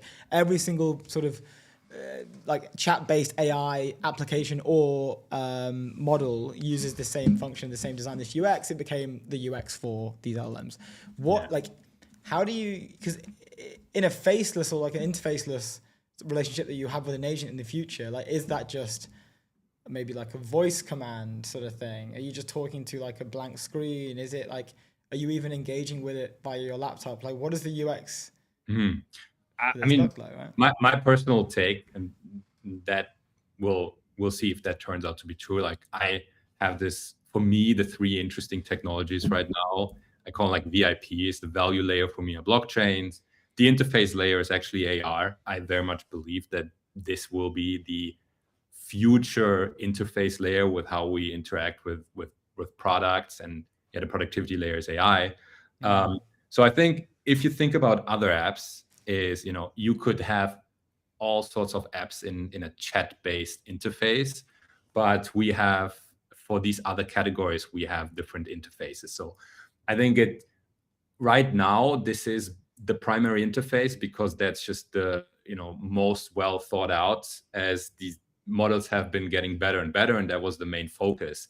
I think if you work with OpenClaw, you realize at some point it can be very verbose, and consuming all that text, there's a limit to that. And so I think on the output layer we'll have much more innovation. So if you think about sci-fi, right, you interact with Tony Stark with his agent, it creates this interface, and I think we'll have also more visual output that makes it easier to digest that information the agent creates. I think I don't think we'll always keep reading whatever the agent creates or listening to what they have to say. I think it will be much more interactive, and it will show you more graphs, and it will just seem more futuristic. So that's where I think directional we are heading, but we're still very early on this, and it's completely unexplored. So I'm excited for what the 2.0 version of the ChatGPT interface or Claude interface will look like, but I reckon it will be somewhat different than what we use today. Yeah. So interesting. I love it, dude. Thank you so much for coming on the show. We'll see you back here at some point, and see you soon. We'll get you watches. We'll get you some hats, and we'll do more together, and we're super excited. So see ya. Dude, good stuff. Legend, man. See you soon. Thank you. Bye-bye. Have a good one. Bye. Ciao. I wanted Axel, to say, ladies and it's just popped into my head. What did Anthropic release the other day that was like graphs? Like interactive graphs. Say if I type into Claude, I don't know, explain to me what compound interest is. It will have a it understands like when to prioritize like a visual output. Yes, compared to, like, a text and specs. so I saw the video, and it's like you can kind of like It's also interactive. Yeah. So dude, literally You can 2 change days ago, little I was building things. like a new meal plan as we approach summer, and like a meal plan and like a training plan. were you? And No way. yeah, but what I didn't realize, when it output everything, it would have like my training days set at like like chest and like a push day on Tuesday or something like that. Yeah. And I press it, and then it would drop down like multiple different exercises for me Oh, too, cool. with like the rep range, with all that sort of stuff. But Cool. like previously, it was just like, here's all your text. Yeah. Like, Just it's like, wall of text. or like step one. Yeah. And then like the beginning of the journey. Love. Do you know what I mean? I'm just like, I just Yeah. want to know, how much creatine should I have? Like, Step 3, don't forget to take a progress picture. yeah, all this sort of stuff. Like, so dumb. But yeah, I saw that. I thought it was really cool, and it's super interactive. That just like popped into my head. I should have asked that. But I didn't know. Yes, it's cool, but like also, am I going back to that? Like I was prompting it afterwards, and it's kind of now it's moved up the thing. Like, what am I doing? Am I going to that chat and then scrolling up and then messing with it? Like, Oh yeah. I mean, look, the chat interface is like, maybe if they create a graph, it then kind of moves off, and it's like anchored next to certain the bit. text box or Yeah. something, or to the bottom of the chat, something like that. So you can always interact with it. It can update, like all of that kind of stuff. You know, Anthropic giving you ideas. We're giving some granola ideas. But I was thinking of that. Anthropic some Imagine having ideas. access to all of this whilst you're at university. Like I couldn't. Like at university, we weren't using this, but like, Oh, dude, imagine. I'd be smashing my. But I grades. just don't see how you'd have to remodel the syllabus like to defend against this type of stuff. Surely. yeah. Because when it yeah, comes to exams, you kind of like. But for all your coursework, I mean, some of them are 100% coursework. Not the best ones, but some of them are. But like, I doing like, I don't know, geography. Like, no. Physical science, physical earth sciences. oh, Thank you. hilarious. Anyway, Levi did his business banking behind with Airwallex, the all-in-one financial platform built for the pace of modern business. Multi-currency accounts, corporate cards, expense management, online payments, all in one platform. Go platform. to airwallex.com. Next on the show, we have, is it Lara Acosta? We got Ron Zori on next. Oh, we got Ron. Got Yes. Ron from Here we Essential go. Capital Venture Partner at Lura. Dude, this guy is like Q. switched on. I'm excited to talk to him. It's gonna be cool. It's gonna be a fun one. Should we jump into what's going on in the town square? Oh yes, I was talking about Lovable. Lovable's rapid rise sparked a little bit of a debate on growth tactics, what you should be doing to kind of grow your startup. Lovable has this, I think they call it a beehive tactic or a Bee swarm. bee swarm tactic, which sounds a bit, I don't know, bee swarm? Don't really get that. Like a swarm of people, bees Yeah. swarming around. And they have, you know, their engineers are almost treated as, you know, marketers as much as the marketing team. And Sandra at Chatbase had an interesting thing. If you go onto the link, it will be there. She says Lovable is missing the real growth so there was a bit of kind of like back and forth here after Harry Stebbings posted a clip of Eleanor Werner, and Sandra posted quote tweeted this and basically said Lovable is missing the real growth or generation influence outside of the ARR posts they keep sharing, and that's their users. Ron's going to be a few minutes behind, FYI. People actually using Lovable and building companies with it. I mean, I don't even hear about them, not even from Lovable. Where are the founders who built their first product with Lovable? Where is the person who quit their job after launching something with it? Where is the team that shipped a startup in 2 weeks because of Lovable? Those are the stories that people want to see. Lovable is a VC-backed company and it seems like they are making good money, but the real opportunity is bigger than posting ARR screenshots. They can literally create their own version of YC just from people building with their products. Imagine a cohort of founders launching companies with Lovable. Imagine showing the best products built with it every month. Imagine the stories of people building their first startup using Lovable. Put those people on billboards, in ads, all over social media. Tell real stories about what people are building. And she goes on to talk a little bit about ARR and MRR.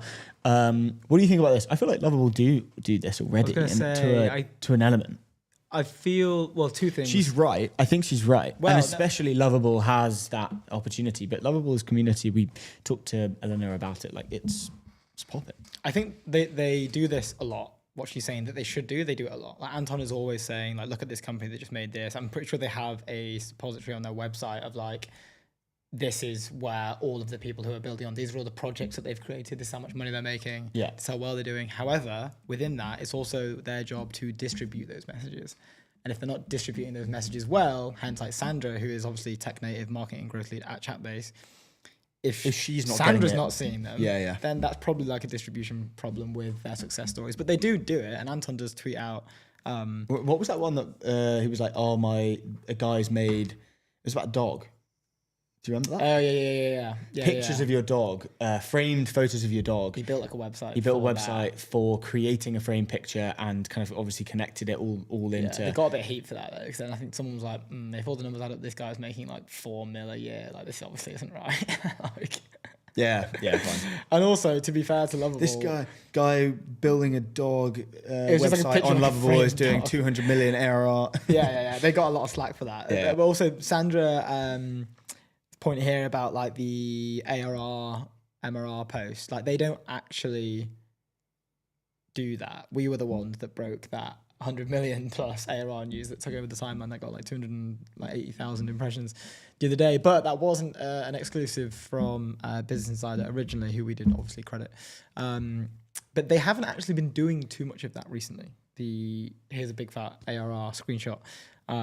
But I think they have been doing the like, look at what our community members have built, look at the success of these businesses, usually via Anton's profiles. But the point here to put these people on billboards, put them in ads, put them all over social media. I do agree with that. I did see their recent launch of that. They did a new ad. Did you see that? Yeah. Which I thought was kind of, I like to see these ads that aren't like, look at this launch video. I like seeing, like, the Coinbase one recently was absolutely insane, where they created a game, but it's actually it looks like it's a game in like an AI generated like kind of game, but they dressed these people up. They spent millions on this like full cinematic project. It was amazing. Lovable did something that was also like in person, very high quality. but it was I just felt it was like a little bit confusing. Their advert, not to say it just wasn't personally for me. Yeah. Their particular ad, but yeah, I guess that's on Sandra over there at Chatbase. Can we go on to the exec sum? Please tell me this is AI. What is this? Can we laugh at this? This is so good. What is it? Oh, this. Yeah, we're just going down the list, mate. See. Oh, I see. This is shot from bank. Is it actually shot from bank?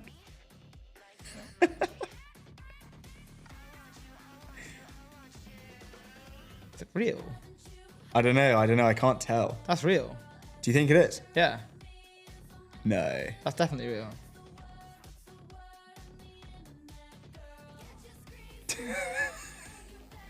There's a bloke walking past. What the hell? Yeah, this is the one that I That saw. guy walking past. No way. This is. I didn't watch it that much. This is what your EBITDA sees before it gets adjusted.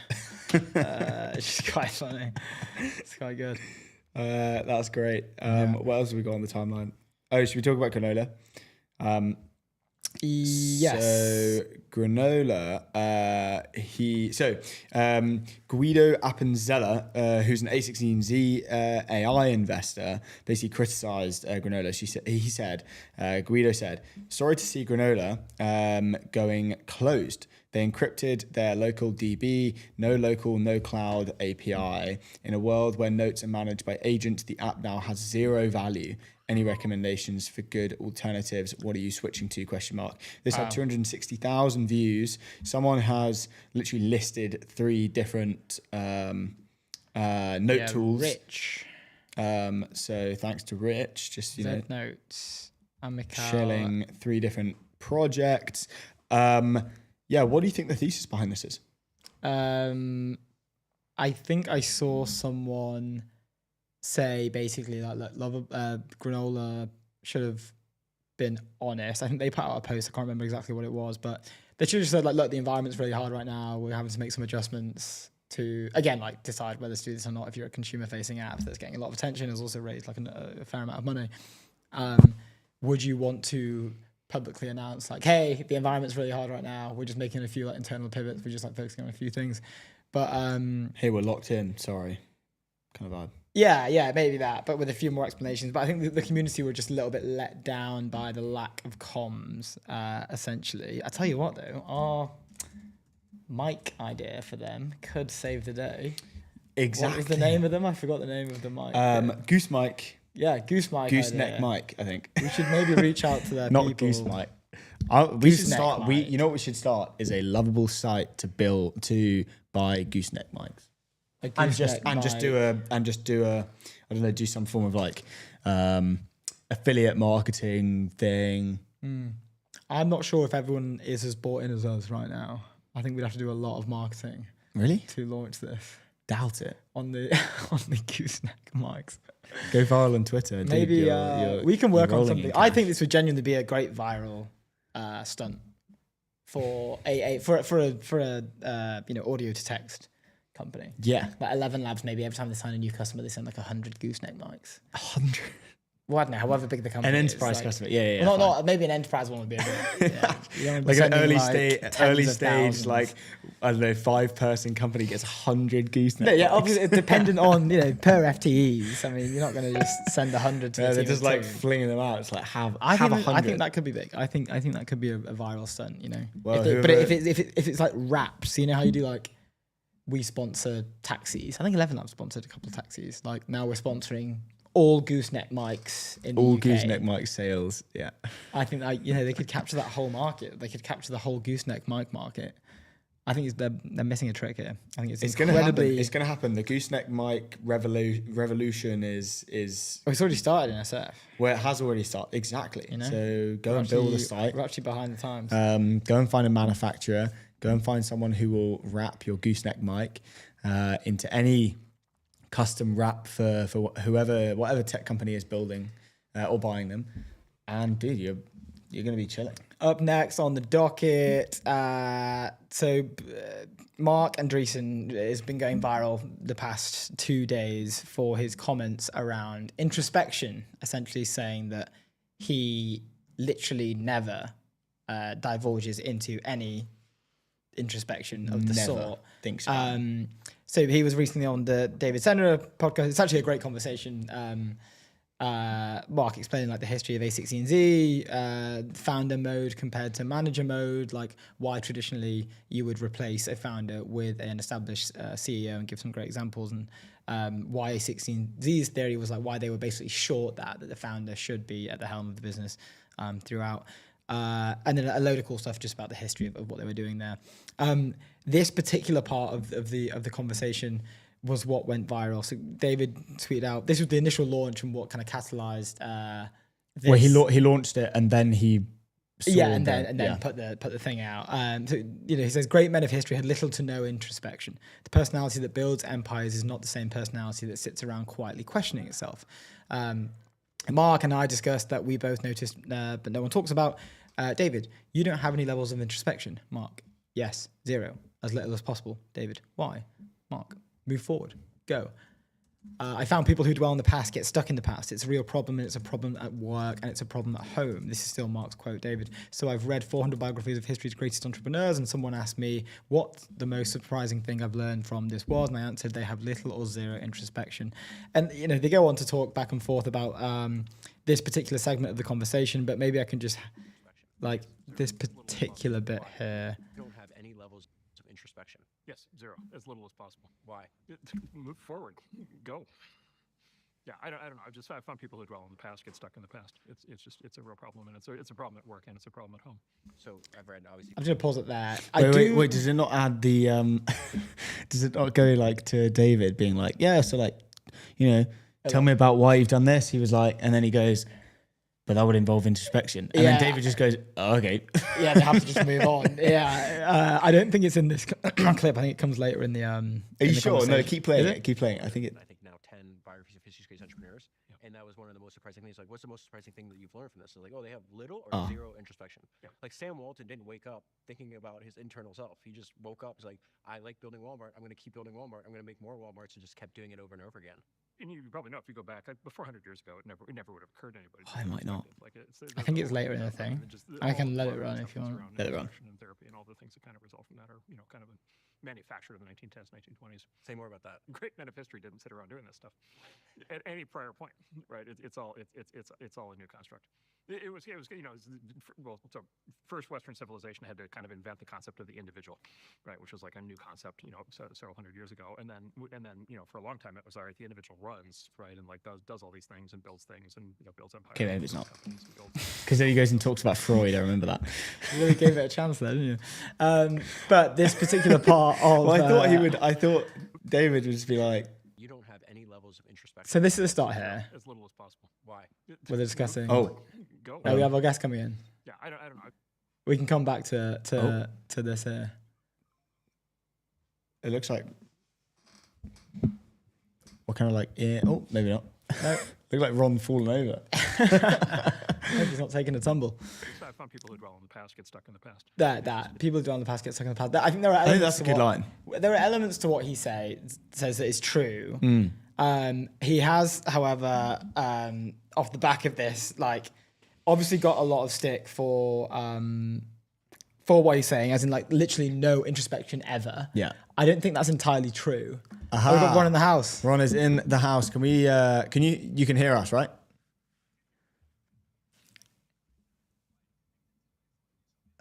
Yeah. We were worried thought that you'd fallen over or something. We were worried that you'd taken a tumble. I'm happy we're here. Awesome. Well, you are live on ETN. Thank you very much for joining us. We appreciate you coming on. Dude, tell us a little bit about yourself. Tell us what's going on at Essential. Tell us what's going on at LH. And yeah, we can go from there. Sounds good. Well, I don't know what I'm doing here because I always thought I was going to be a soccer player. We call it soccer here, but I say, it's the sport you use your feet for. Where I'm from, we call it football. I'll tell you about myself. On that note, it's like I played since I was 5 to a pro career in Israel, and for some reason I ended up in college here. So I played a little bit in college, and I think like my first few weeks it was here at Columbia University.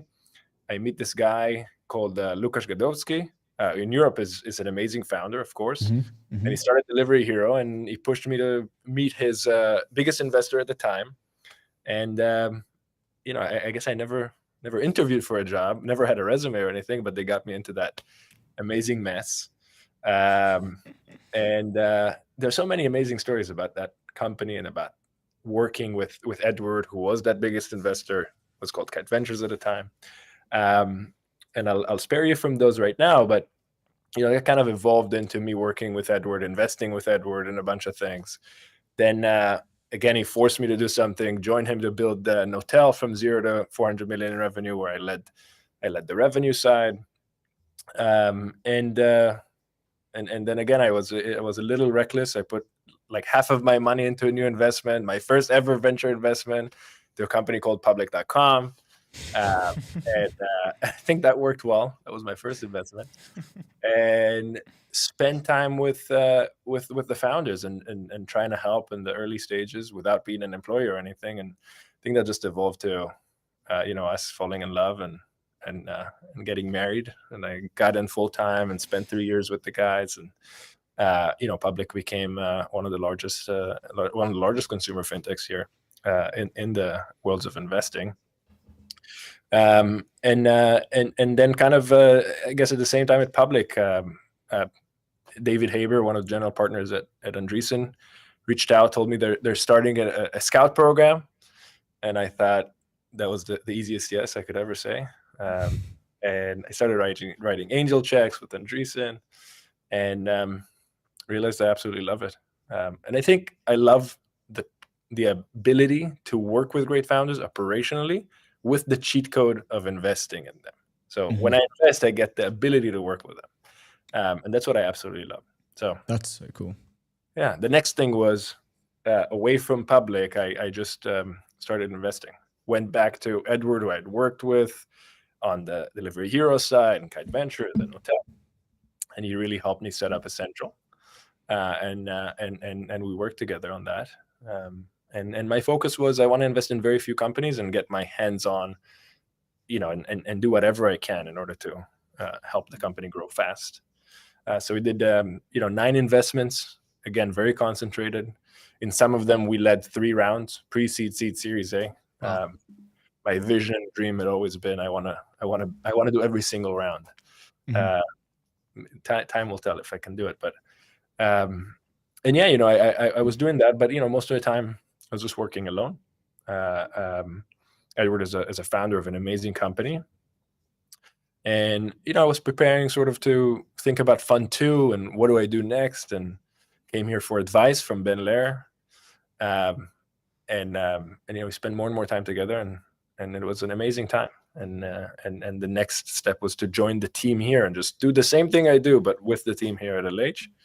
That has been the last 8 months. So most of my time I spend here at LH, investing in new companies, pre-seed, seed, with the same vision that I have. I want to invest in few companies and go very, very deep. And I'm not walking away from Essential, and I'm not walking away from any company that I backed. I'm here for their journey, and that's the reason we also called it Venture Partner, so I can continue to build and grow with the Essential portfolio and continue to lead rounds, whether it's the next round being an A or a B or so on. But new investments I focus on from here, from LA. So sorry, this was a very long answer, but I wanted to give it. No, I love that. We were actually reading an article that was talking about the most active European funds, and they listed out the amount of deals that they had done, and me and Ronan couldn't really work out why that's a metric. Like, what's the point, right? And it's quite nice to hear someone who genuinely just loves the craft of working with. You mentioned it's almost a cheat code being able to invest in these companies because it allows me to work with them, right? And that's the coolest thing. I love that. And it kind of brings me back into a question that I wanted to ask about your love for storytelling and how you feel it's so important for early stage companies. Talk to us about storytelling. Talk to us about how that helps an early stage company get to, raising more money, getting customers, and everything else in between.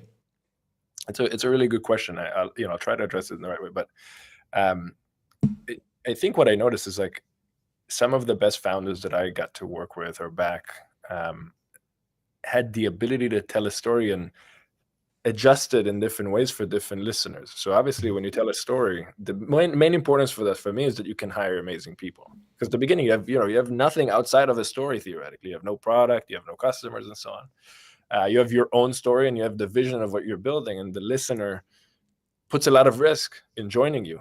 They may be coming from more predictable, comfortable places, and are there to get into your journey. And it goes on and on for the investors that are joining you, for the press, and then the customers that are joining you with taking a risk because your product had not been in market for a long time. And I think that there's a lot of times it seems like almost madness. I have this view of the best founders that I ever met and worked with are irrational. They're not rational people.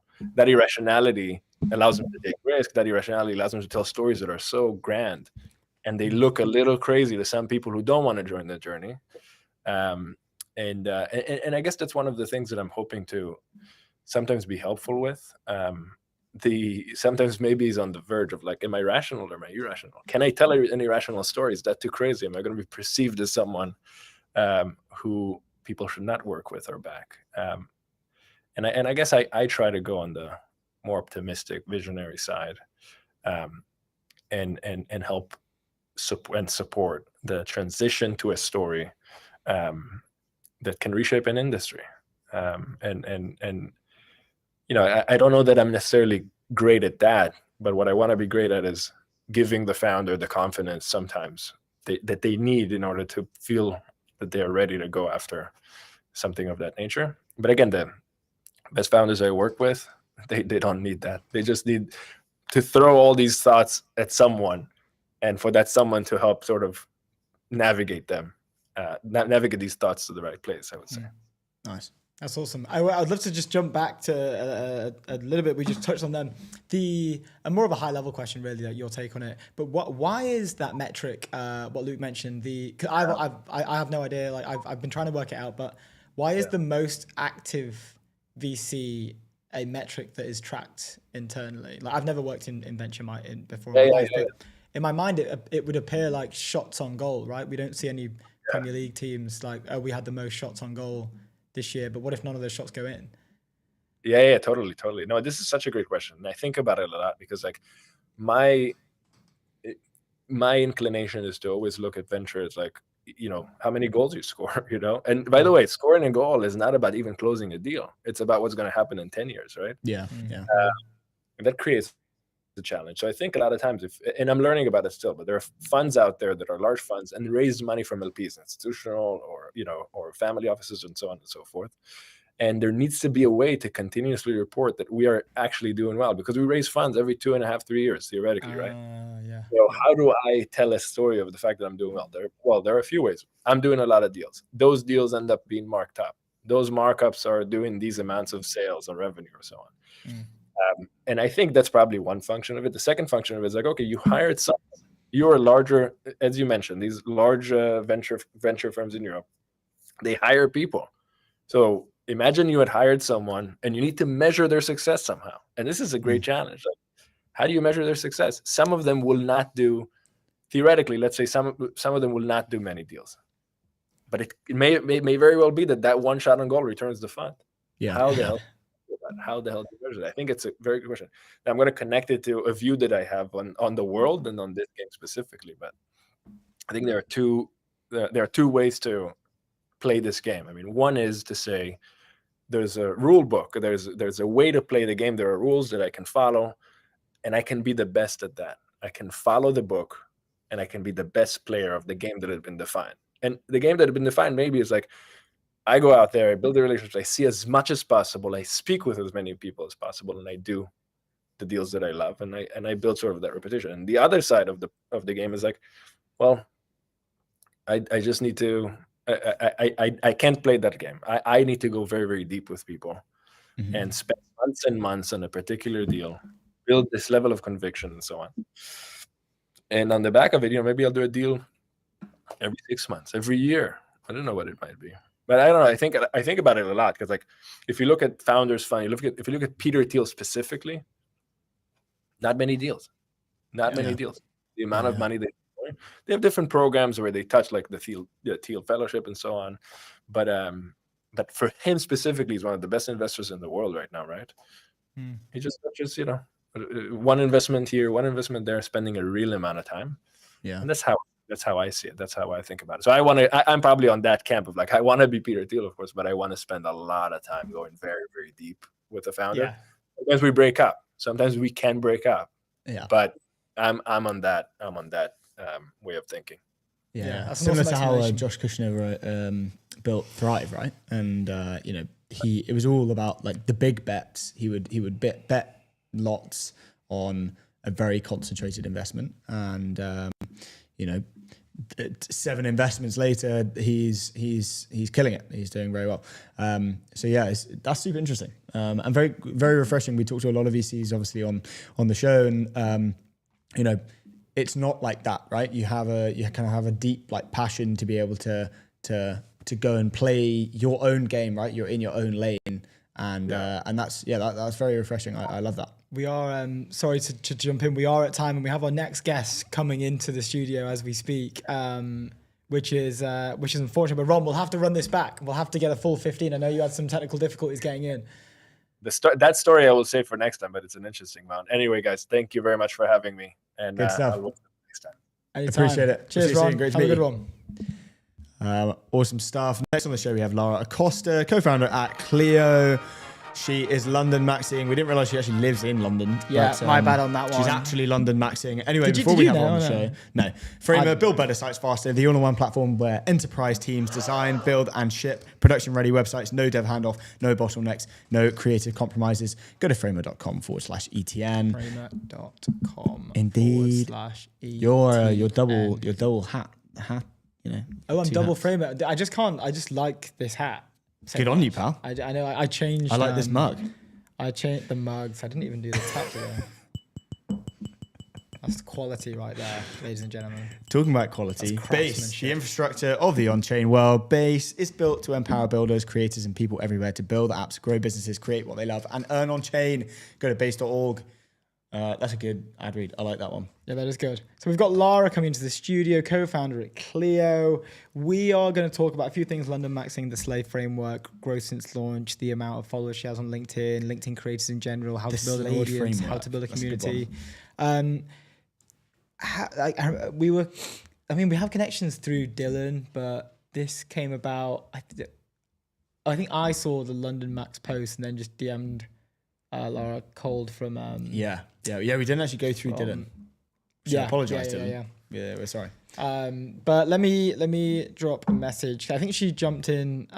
She jumped in to come in, but then jumped out. Laura, come back if you can see us and hear us. She's just messaged us and said hi. Come back. Lol. Okay. Unless we're gonna have some problems. I doubt it. I'm sure. Here we go. Boom! Laura in the house. Laura, how's it going? No, you were on time. We were running over. It was our fault. What's Hello. going on? I had no idea that you lived in London. We obviously found out yesterday when we were chatting on WhatsApp, and I asked you how long you were in town for, and you were like, "Dude, I live Always. there." Yeah. For the rest of time. We've got so much to discuss. I think maybe I've only just seen this. I think Luke put this in, but the Slave framework. Oh wow, you guys did your research. Yeah, What's- we always do our research. This you is know? Luke. This is Luke. This isn't me. But wait, what's the Slave framework? So the Slave framework is something I created. For those that don't know me, I have background in copywriting. I had a ghostwriting agency when I first started. That was my first successful business, which ended up being a multi-six-figure business on LinkedIn. And after writing for so many founders and CEOs, I realized that on LinkedIn, the key is storytelling, but most people don't know how to storytell, especially on text-only platforms like LinkedIn or Twitter or X now. And the Slay came from storytelling, but in a way that is concise and actionable, so people want to follow you. So Slay stands for story, lesson, actionable piece of advice, and a you. And that's how you write a viral storytelling post without feeling like you're bragging. It's called the art of the humble brag. So you're saying, I just retired my parents and I never thought that this would ever happen to me. but I did it by building my business on LinkedIn, and here's exactly how I did it. And then you break it down in actionable steps, and then you give people a way in by asking them a question back. So like out of the 4 steps, which one was the hardest? And that creates a lot of engagement, and that also, you know, builds your story, makes you an expert, and it's easy to post and write. Wow. Okay. Are you like writing this down? Because we should probably Yeah, I mean, start slaying. We're recording. It's fine. This is okay. Cool. This is great. So we and I only realized I remember seeing your posts. I've seen them for years on LinkedIn, and I actually didn't put 2 and 2 together when we were chatting yesterday. I only realized that this morning, which I'm a little bit embarrassed about. When did you start writing on LinkedIn? Because you're closing in on like if I was to round up, it would be 500,000. Yeah. Like how long have you been building communities? How long have you been building the audience on So, LinkedIn? I started posting March 2023, so 3 years ago, literally. And since then, I've gone from 0 to 300,000 followers on the platform, and then scaled the other platforms like X, YouTube, Instagram, etc. But it's only been 3 years. No way. And how do you, I'm interested, how do you think about content in, obviously content is a huge kind of thing for you, not necessarily just for the customers that you work for, but also your own business, right? I assume that's how, it's just organic reach is how you get your customers. How do you see content kind of changing in the way that business kind of works? Everything is changing all the time, but content is that thing that I guess is one of the only moats, one of the few moats for people building businesses now. So what I understand is in today's era, even after we saw the massive acquisition for HubSpot to start the story, multi-billion-dollar companies are literally backing on the one currency that no one's paying attention to, and that is attention and distribution. The biggest winners of 2026 and the next bull run of like the tech and AI space are the ones that understand distribution and attention, not just content, not just social media. And B2B companies are tapped in and locked in on this entire narrative now because they've noticed how much power there is when you build like the correct audience with the right niches and the right people. Like Start a Story didn't have an AI product. They didn't have all of these like SaaS tools. They just had an audience that was backing on entrepreneurs and business owners that wanted to build something. So it's perfect for them. Yeah, for sure. Talk to us about Clio. I think you didn't launch very, very long ago, did you? It's a cool hat, by the way. Yeah. No, yeah, we launched Clio 5 months ago to the public. Oh, damn. So Younger than us. Yeah. I've been a big fan of you guys as well. But we launched Clio 4 months ago. Within the first 24 hours, we sold out our first beta launch. And right now, the business stands at 1 million ARR within those 5 months. Damn. Bonkers. That's pretty quick. And what, break it down for us, like what's the premise? Like, how are you guys, working with founders, businesses? What's the, So Clio essentially helps creators, entrepreneurs, and business owners write faster on LinkedIn. There are many tools in the planet to write, but none of them are built by viral content creators that also have monetized their personal brands. Every single AI tool that we've seen in the space has been built by someone that's never gone viral or has gone viral with 300 likes. Me and my co-founders have gone viral on the platform multiple times. And on top of that, we also built multi-million-dollar companies off the back of LinkedIn.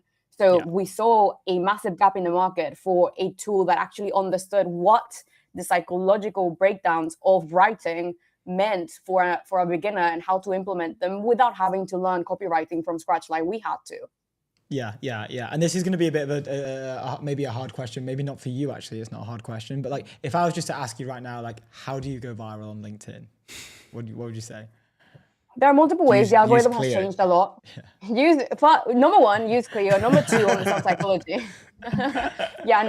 The LinkedIn virality is actually quite easy to crack, regardless of all the algorithm claims. Every single day, in any platform, there is a massive algorithm change, and that's why your content is not doing good. The reason why your content is not going viral isn't because the algorithm hates you or because you're shadow banned. It's because your content just genuinely sucks.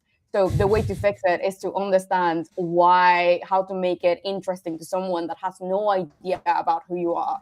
Business owners can go viral at any time. Any creators like yourselves can go viral. when you understand that every single post is a reintroduction post. How do you get someone from not paying you attention to actually interested within the first 3 seconds of scrolling on LinkedIn? So you do that either with a story using the Slay framework, or you can do something like, we just hit a $1 million ARR for SaaS. Or if you don't have anything like that, you could be like, we just got 8,000 downloads for our first podcast. Here's exactly how we did it.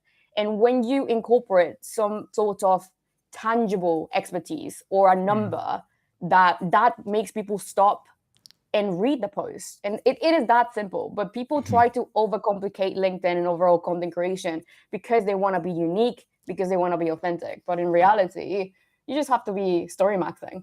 That's so sick. It's so weird how similar this is. I used to be a BDR at a like a tech company just selling software, and a lot of our biggest growth channels was just like cold outbound for emails, right? And I'm sure you've probably like maybe spoke to people in the past that like a lot of that is copywriting, right? And the stuff that you're saying here in terms of that hook, like, you know, they love, like, it kind of, it's we used to call it like, it's visibly frictional, like it's friction on the eyes, where you could read like, you know, a number or like a data point or some sort of like, I don't know, point that stands out on that first 5, 6, 7 words, whatever it is.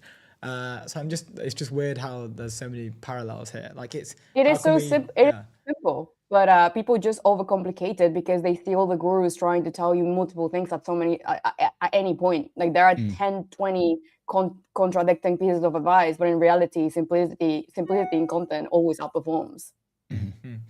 Talk to us about who is doing this right now. But who on the platforms, X, LinkedIn? Tell us who the people that people should follow, I guess. But who's doing it right? Who can you I guess shout out? I really love. His name is Adam Robinson. He has a multi-million-dollar agency on that. I think it's called RB2B. He's really, really good at text-only content, which is really, really hard to crack. So he starts essentially doing the exact same thing that I told you guys. He starts with a number. So like our business just crossed 10 million. Here's exactly how we did it in between 2023 and 2026. That immediately hooks someone in, even if they're not in his space, because people at all times want to know the hack. And so he then goes into explaining. Someone else that does it very well is like my co-founder, Jake Wood. He is an SEO expert. Mind you, SEO is one of the most boring industries in the planet to talk about and create content. But for some reason, he goes viral nearly every single week because he uses that exact same principle.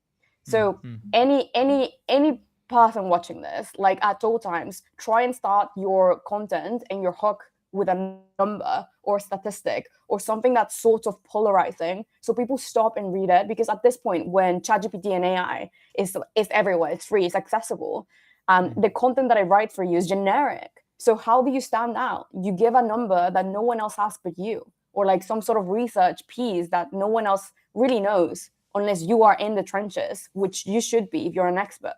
Yeah. It's another question we'd love to throw at you. It's kind of, we've touched on it briefly, but a lot of enterprise companies now are, I mean, we've discussed it multiple times, but there was a viral Wall Street Journal article a while back that was like, storytellers wanted. Large enterprise brands were paying up to $300,000 to hire what they called storytellers, right? And like a lot of PR and comms teams were just saying, hey, this is what we do. And you know, a lot of these companies say, no, it's slightly different. You need to tell an authentic story, but one that's sort of culturally relevant to the niche that we're in. And you know, now all these large enterprise brands, especially in like enterprise software, are trying to experiment with like social first like means of outbound, I guess, like, or like growth plays. Why do you think they're starting to do that, and why now?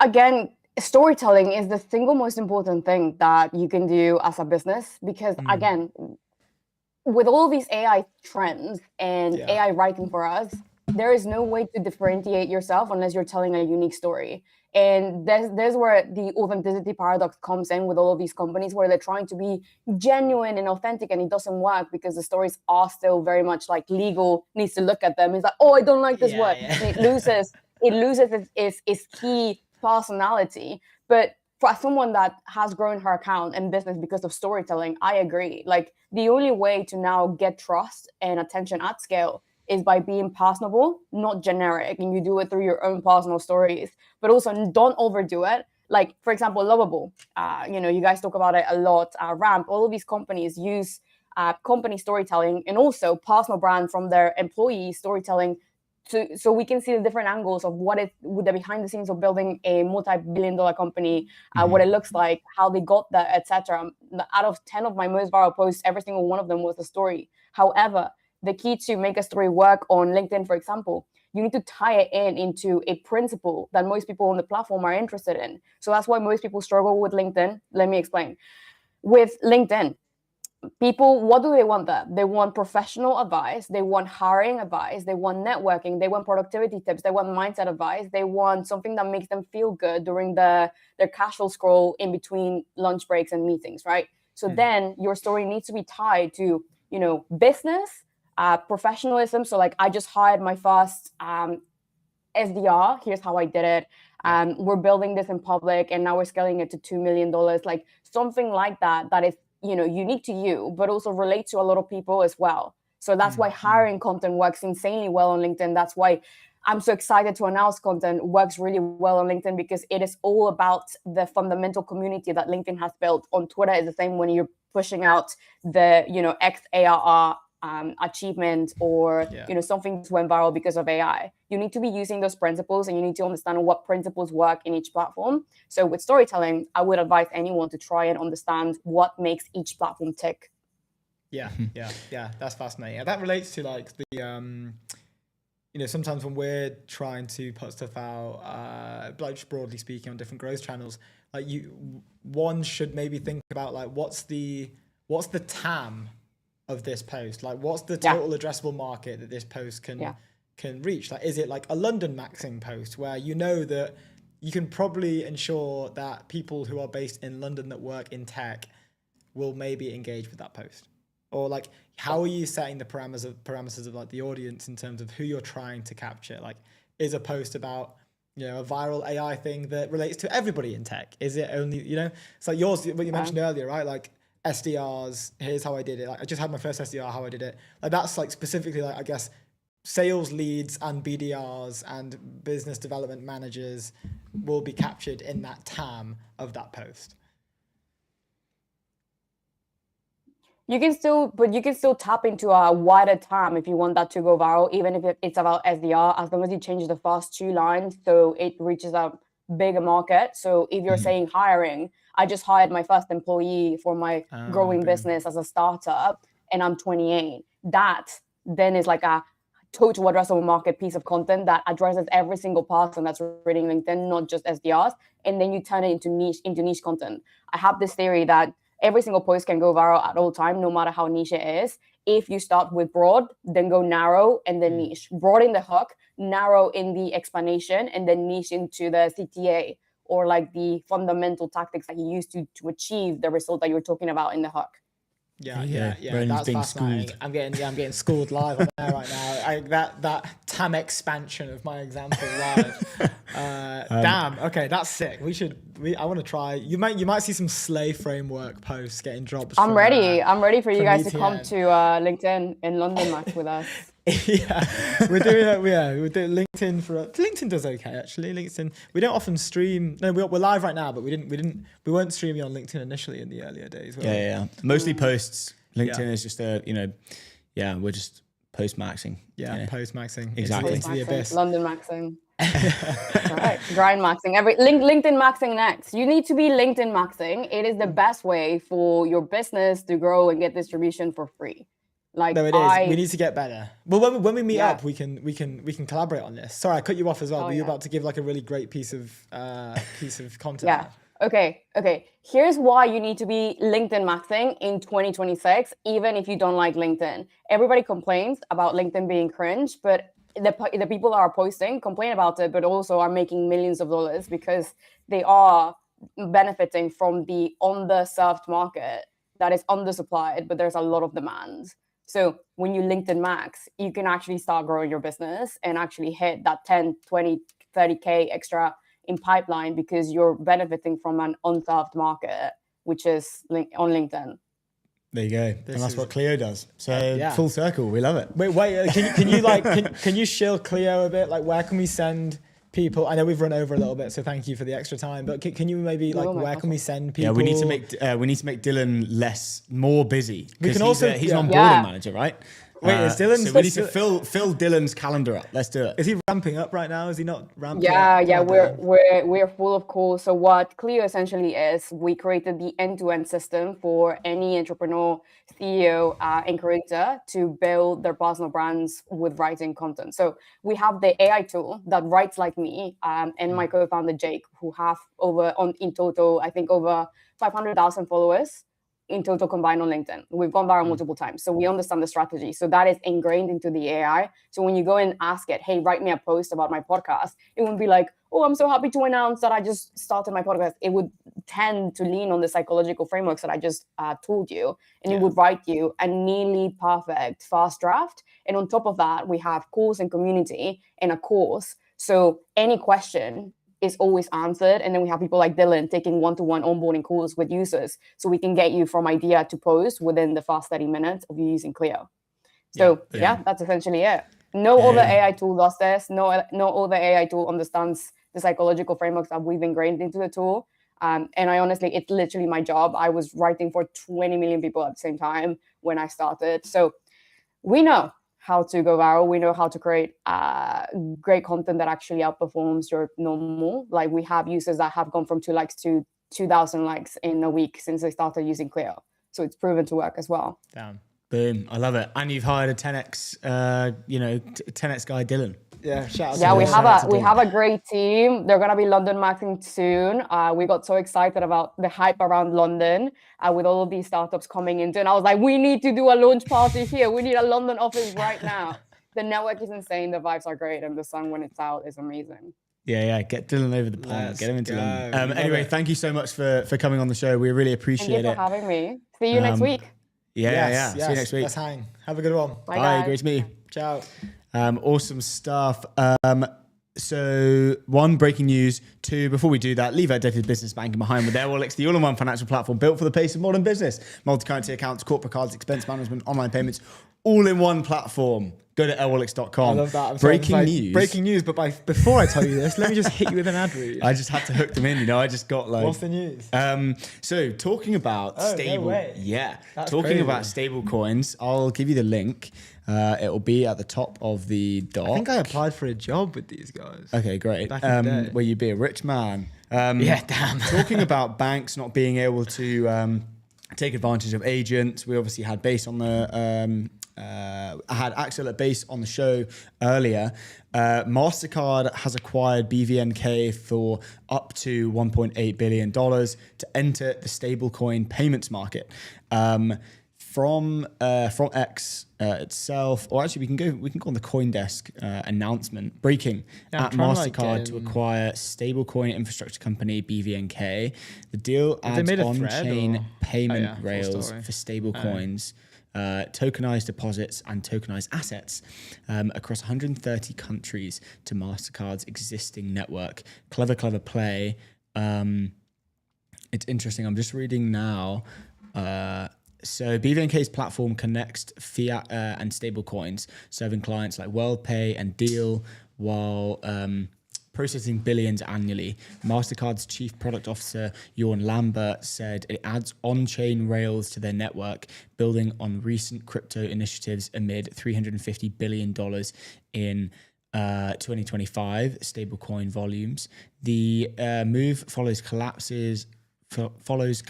talks with Coinbase and positions MasterCard to offer stablecoin services to banks and fintechs worldwide. Interesting. No, you usually see like a lot of the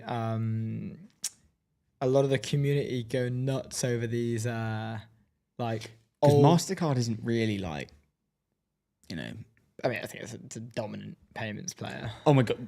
No. I'm not saying they're huge. What I'm saying is it's not like they're a really liked company, I mean, I don't dislike MasterCard. Yeah. I don't I dislike don't know them. too much about them, so maybe it's just an area we shouldn't even venture into. But But I know that like in the traditional communities, they whenever there's a legacy step for like a step forward from a legacy brand amongst the crypto community. Yeah. It's always like a huge celebrated thing, right? Because it's showing that like the needle is being threaded slightly. And Milk Road have just written a large post on it. Go on then. MasterCard is set to acquire the stablecoin infrastructure company BVNK for 1.8 billion. This is a very big signal. Bank is a picks and shovels play in the stablecoin world. They build enterprise grade infrastructure, the on-chain payment rails. Okay, it's just similar to what was discussed earlier, really. Fair. I mean, it would be, I guess, same Yeah, deal. yeah. Anyway, that's pretty interesting. And the right time, obviously, we were talking about it. Can we talk about Adam Newman's video going viral on Signal's X account? So this got 1 million views. Signal, this came out in 2022, or this, I don't know when this video just came out, I think, on TikTok. But Adam Newman kind of launched his new project in 2022, so a while ago now, but it's kind of only just, I guess, resurfaced. Yeah, this is that guy who does like how much you pay for rent in blah Yes, blah. yes. Can I come stay at your house or something? And Signal has posted a tweet and he said, what Adam Newman is doing now is such an obviously good idea. Most American life, unless scheduled, is super isolationist, so you rarely get those spontaneous interactions with people. This sort of flips that around right at the point of where people spend the majority of their lives. Anyway, it's super duper interesting to see the WeWork model applied to residential. I agree. What's up, man? How much do you pay for rent in Miami? In Miami, I don't rent, I develop. Okay. Can I just say quickly, like the We Crash casting with Jared Leto for him is just absolutely insane. It's like it's so good. I come into the main lobby and then I get a cinnamon bun and coffee. What's going on over here, Adam? Yeah, yeah. Events non-stop. Yeah. Condo tower, Yeah. rental tower. He's getting after it. You see, it does look cool, but I just can't like. You can go as low as 2,000. Okay. Is that how different to just staying in a hotel is this? And clean. After it's safe and clean, now we can You know, It's, put those three things together. You're starting to have a great experience. yes. I mean, it depends what the hotel offers. Yes. but let's say like there's many hotels that offer like trampolines, a pool, a coffee shop. What hotel have you been to that offered a trampoline? No, but I mean like there's mini trampolines like outside by the pool, like. Yeah. But you know what I mean? It's just like it's a public place where there's people, there's residents. Like He's just creating his own kind of empire of, his mini empire. I think he's Community. Well, it's community. yeah. I think he's the only guy on earth that could possibly do this purely because of his background with Do this WeWork. well. So this is the main bit that people I think. So he was here before we bought the building. You're going to see the building before and after. When I moved here, it was a great building, but it's turned out way better now. It definitely matches all my interests way better now. Might not that bit, but Loves it too. Oh, I love it so much that I actually bought a unit over there. Just bought a condo. Hey, let's go. Staying here for a long time. I work in real estate. I've been in other buildings, and there's nothing like this. This is very unique. Community that you build here. I mean, Yeah. I have friends that I've met here that I haven't met throughout my whole life. Every other Saturday we do a community barbecue. 60 to 80 people show up. It's really fun.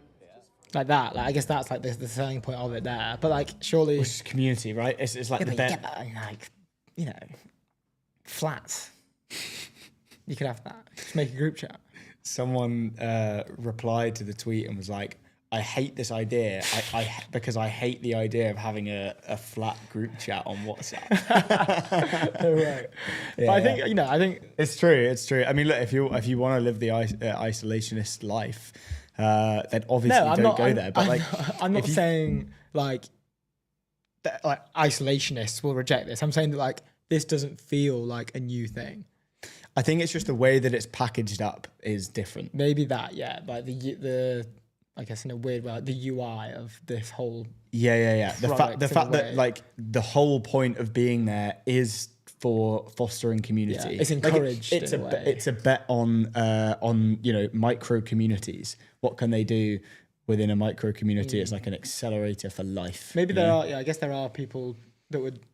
Because I feel that like here, that sense of community is encouraged a little bit. Where it's like, we do these like let's say We you're do a buying a 60 condo. person it's barbecue every Saturday. Yeah, exactly. Well, you wouldn't get that in like, you know, a flat in Shoreditch or something. No, Well, you'd have nowhere to I barbecue. feel like you don't. I don't think you could do this in London. I know. I guess you could, but it's just like Canary Wharf, you could probably do this. yeah. Maybe Canary Wharf should get some Adam Newman in the building. HSBC is moving away, so maybe they get HSBC to be Are they? a community They're thing. moving like Canary Wharf. Yeah. Should we talk about Banksy? Yes. So Banksy, in breaking news, has been revealed as this dude, standard procedure, very standard Englishman. And people got a number were of annoyed stuff, that so I'm not he's gonna- lost his Banksy lore. I'm gonna share. I'll share this X photo of him just to give people context of who our boy is. Everyone's saying I thought he would look different. So this is the Banksy that has been revealed. Wearing what looks to me like gardening gloves here, with some pretty fresh black shades, pretty standard attire. I think I might have that jumper actually,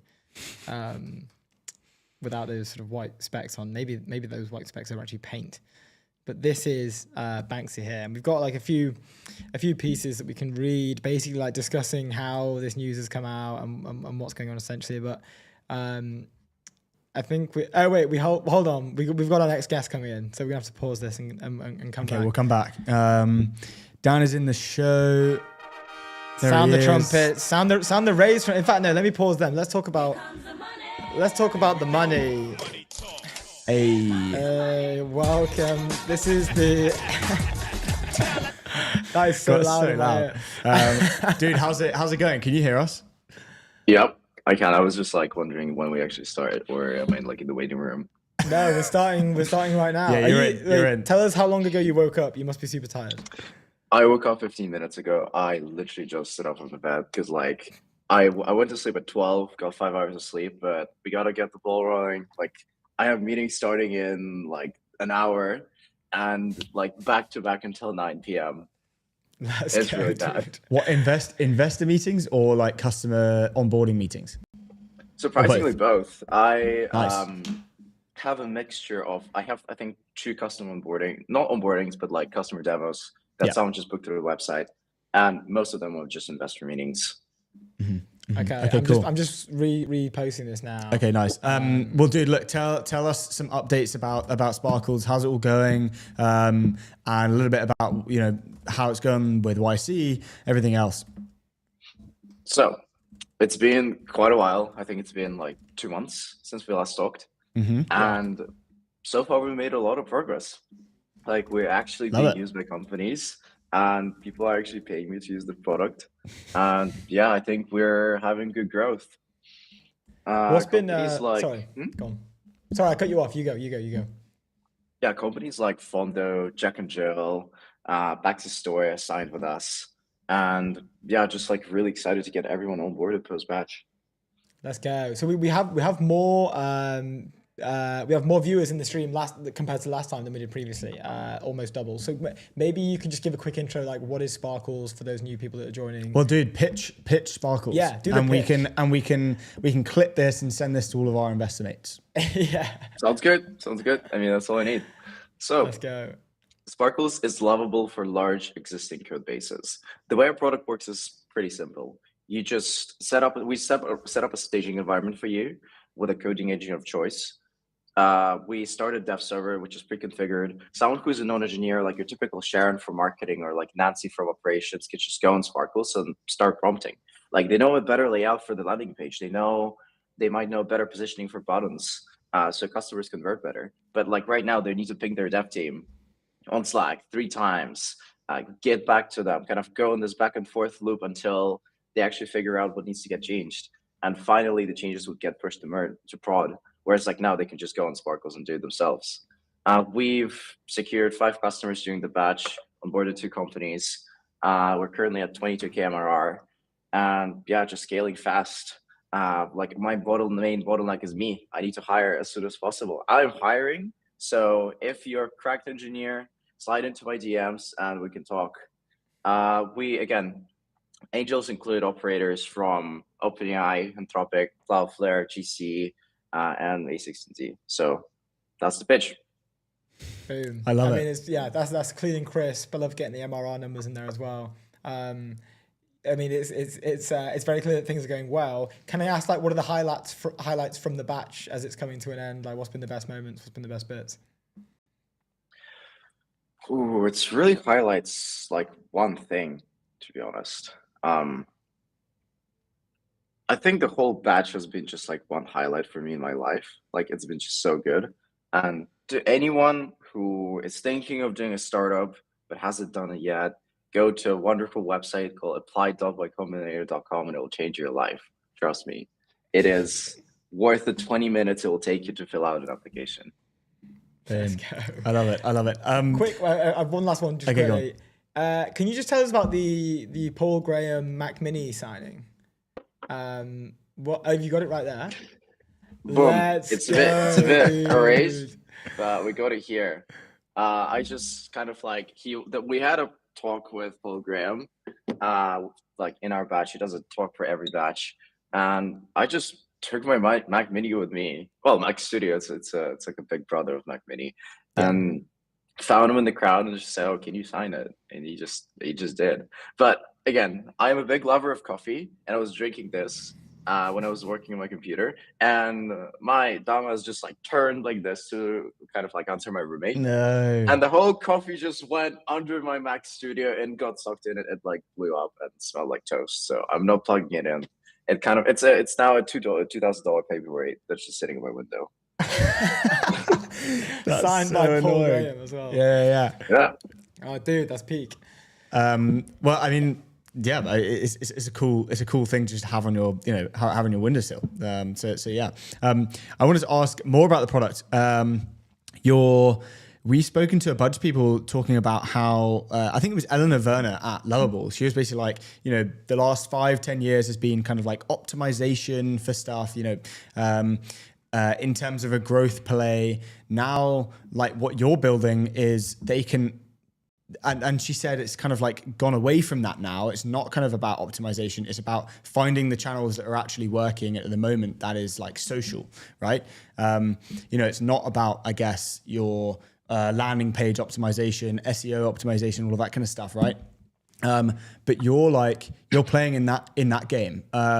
What is and you allow, it's almost like you're making it easy for people to go and do that, for people who aren't technical, right? What's the kind of sell to these companies when they say, like a Jack and Jill, right? You mentioned that they're a customer. Why is it so useful for them, particularly? We actually haven't onboarded Jack and Jill yet. They've been a bit slow with their onboarding process, but they're actually done their part now. It's now on me that I have all the fundraising, and I just need to go back to London, and I'll probably onboard them in person. Let's go. For companies that we onboarded, the way we see they use it is mostly not actually in landing pages, mostly internally inside the dashboard, just essentially fixing the elements that were just like left over. Like one of the examples I bring, like even when we're going to go to enterprise, like right now we mostly serve like Series A, Series B companies, but the goal is like throughout the next 6 months to like make our way to enterprise. Is like Amazon. If you'll start like growing around Amazon, and you can find some legacy pages that haven't been touched for like 10 years or 20 years. And the thing is, nobody's going to touch them because they work.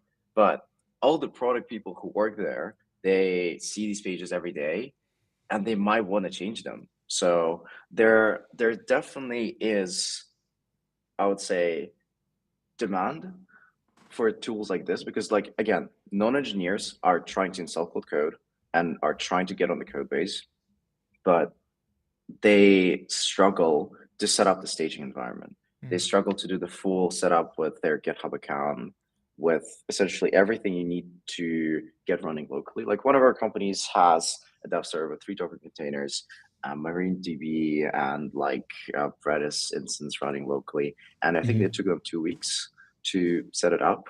So it just takes a lot of time. And until they did, like now they're trying to use Cursor, but again, not working out for them.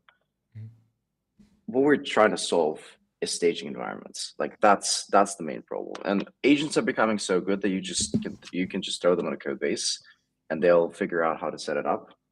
So that's kind of like our protection for future that agents are going to become so good that they can basically do any sort of change in the code base with like agnostic to how technical the user is. Also, like looping back to the question about like I saw actually the moment from the person from Lovable. I saw it on my Twitter feed. I found it actually really interesting. I mean, they are a company that's scaling incredibly fast, and obviously for them, the main mode is creating software from scratch. I think when you are a company of that size, like you're getting to a point when you need to be scaling by word of mouth a lot more than by like SEO, meta ads, etc. Like obviously they're saying that they're not that effective, but they're not that effective on their scale. As in like for every stage of the company, there's always a better way of spreading the word, or so to say. Like there's always a better way of like the go-to-market strategy is changing based on like on your company life cycle stage. Yeah. I think there are a lot of comments around, these channels are applicable for a number of different stage companies, right? If a seed stage company, that has like no followers, you're launching the whole thing from cold, you're launching your own personal account from cold, like doing social led growth there is hard and probably won't reward you with that many results because you are literally speaking into the void. Right. So like, I guess you can take that template and apply it. Like, yes, Lovable is at a huge scale. Obviously it works for them right now because that's the state they're in. And I think, I forget his name now. He's really, I've spoken to him a couple of times. He's an expert growth hacker. Did huge work within the UGC, like short form sort of rise. But mentioned like, during the early days of Lovable, you probably couldn't apply this method. Like Anton will know that, 3 launches of GPT Engineer, like the first 3 failed. He'll know how hard it is and how intense it can be to get something off the ground that early. And it's not just like, founder-led socials. It's a number of things, whether it's like SEO content, whether it's just literally picking up the phone and dialing, whether it's like going to events or what have you. So, yeah, I hear that. And I guess that's good to get it from your perspective, right? Who is in the trenches right now, like grinding it out. Yeah. What's the biggest like growth like lever for you guys at the moment, or for you? Just founder-led marketing, just posting on X. Like I post random things, like my post yesterday about my like some Wi-Fi's in the landing is like the landing and Avalon are like 2 buildings in Dogpatch that have the most YC founders, and they have like it kind of feels like a dorm room. Whereas like everyone has like YC stickers. I just like walked with my friends yesterday. We were cooking some steaks, and I opened up like just asking for a Wi-Fi password, and I saw like raising 2 million seed on 25 mil cap as the Wi-Fi name. And this got like 10K. Yeah. And this got like 10K views overnight. And again, people who see this, see the post, see my Sparkles logo next to my name, and then go on the website and potentially book a demo. So yeah, that kind of starts the conversion. I think like running ads is pointless on the first stages of the company. Like it makes total sense when you already kind of figured out the product and you just need to scale it a lot more. Like guys from Jack and Jill, like they are just like burning money on their ads. Like every time I go on Instagram, I see something about them. Yeah. Also,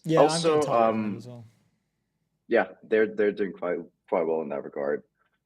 I would say like in the beginning, just focusing on the product and making it better is the best thing you can do. And yeah, people will come. Yeah, that's awesome. Speaking of your content on X as well, I noticed a lot of it. You definitely lean into building public, but also like not just my work, but you also let people into your life a little bit as well, right? Like massively into the gym. It seems like you've been posting some of these photos. I'd love to ask, what do you bench, man? Like, what's the bench? Proud 100 kilos. Maybe a bit less right now, but there were good times. There were good times. One rep max, or is this we're talking reps? Yeah. That's clear. That's no really reps clear. yet, but I think like I thought a lot about how much I want to post about my personal life, and I'm kind of like I realized that if I post with like a 2-week delay about kind of like most of the things that happen, it works out a lot better. Because even if you get like 10 likes, you get 1,000 views, and everyone's you're surrounded with just like see your posts. And it's just annoying when you're telling someone about something new happened in your life and they've already seen it from your Twitter feed. I just had it happen all the time. So I kind of like delay all my posts by like a week to kind of have time to talk it out with my friends. That's quite cool. interesting. Yeah, that's interesting. Yeah, that's such a rogue. Did you do that for the PG signing or not? No, Or you're I like, just posted. I gotta get that No, out I there. messaged all my friends first. I just like I dropped it in the group chat and then I posted it. Wait, what did Paul Graham say when you asked him to do that? Was he taking it back? Or? It was like he was just surprised. He was like, "Oh no, nobody asked me to sign a mic yet," and yeah, he just signed it. I know Britton from Microsoft Startups. He asked him to sign his Birkenstocks about a year ago on the last demo day or something. That's I hilarious. saw this on Twitter or on Instagram. Yeah. Yeah. But it's not the same as a Mac Mini, right? It's Yeah. like it has obviously a tech connotation, obviously. Very topical right now as well. Yeah. Well, dude, look, thank you very much for coming on and for for waking up early again for the show. You mentioned you're coming back to London. Is that the plan? I am. I will be back for a couple of weeks. I need to get my one sorted. After that, I'm back to San Francisco. Boom. Let's Love go. it. Well, hit us up when you're here. Let's hang out. 100%. Yeah, I'll let you know. Legend. Good stuff. Cool, dude. All Have right. a good one. See you soon. Good luck with the calls. Yeah. Bye. Ciao. Awesome stuff. What a beast. That is the show. Be the reason your phone wins the deal of the decade. Go to trispector.com. We will see you on Thursday. We appreciate you. Follow ETN at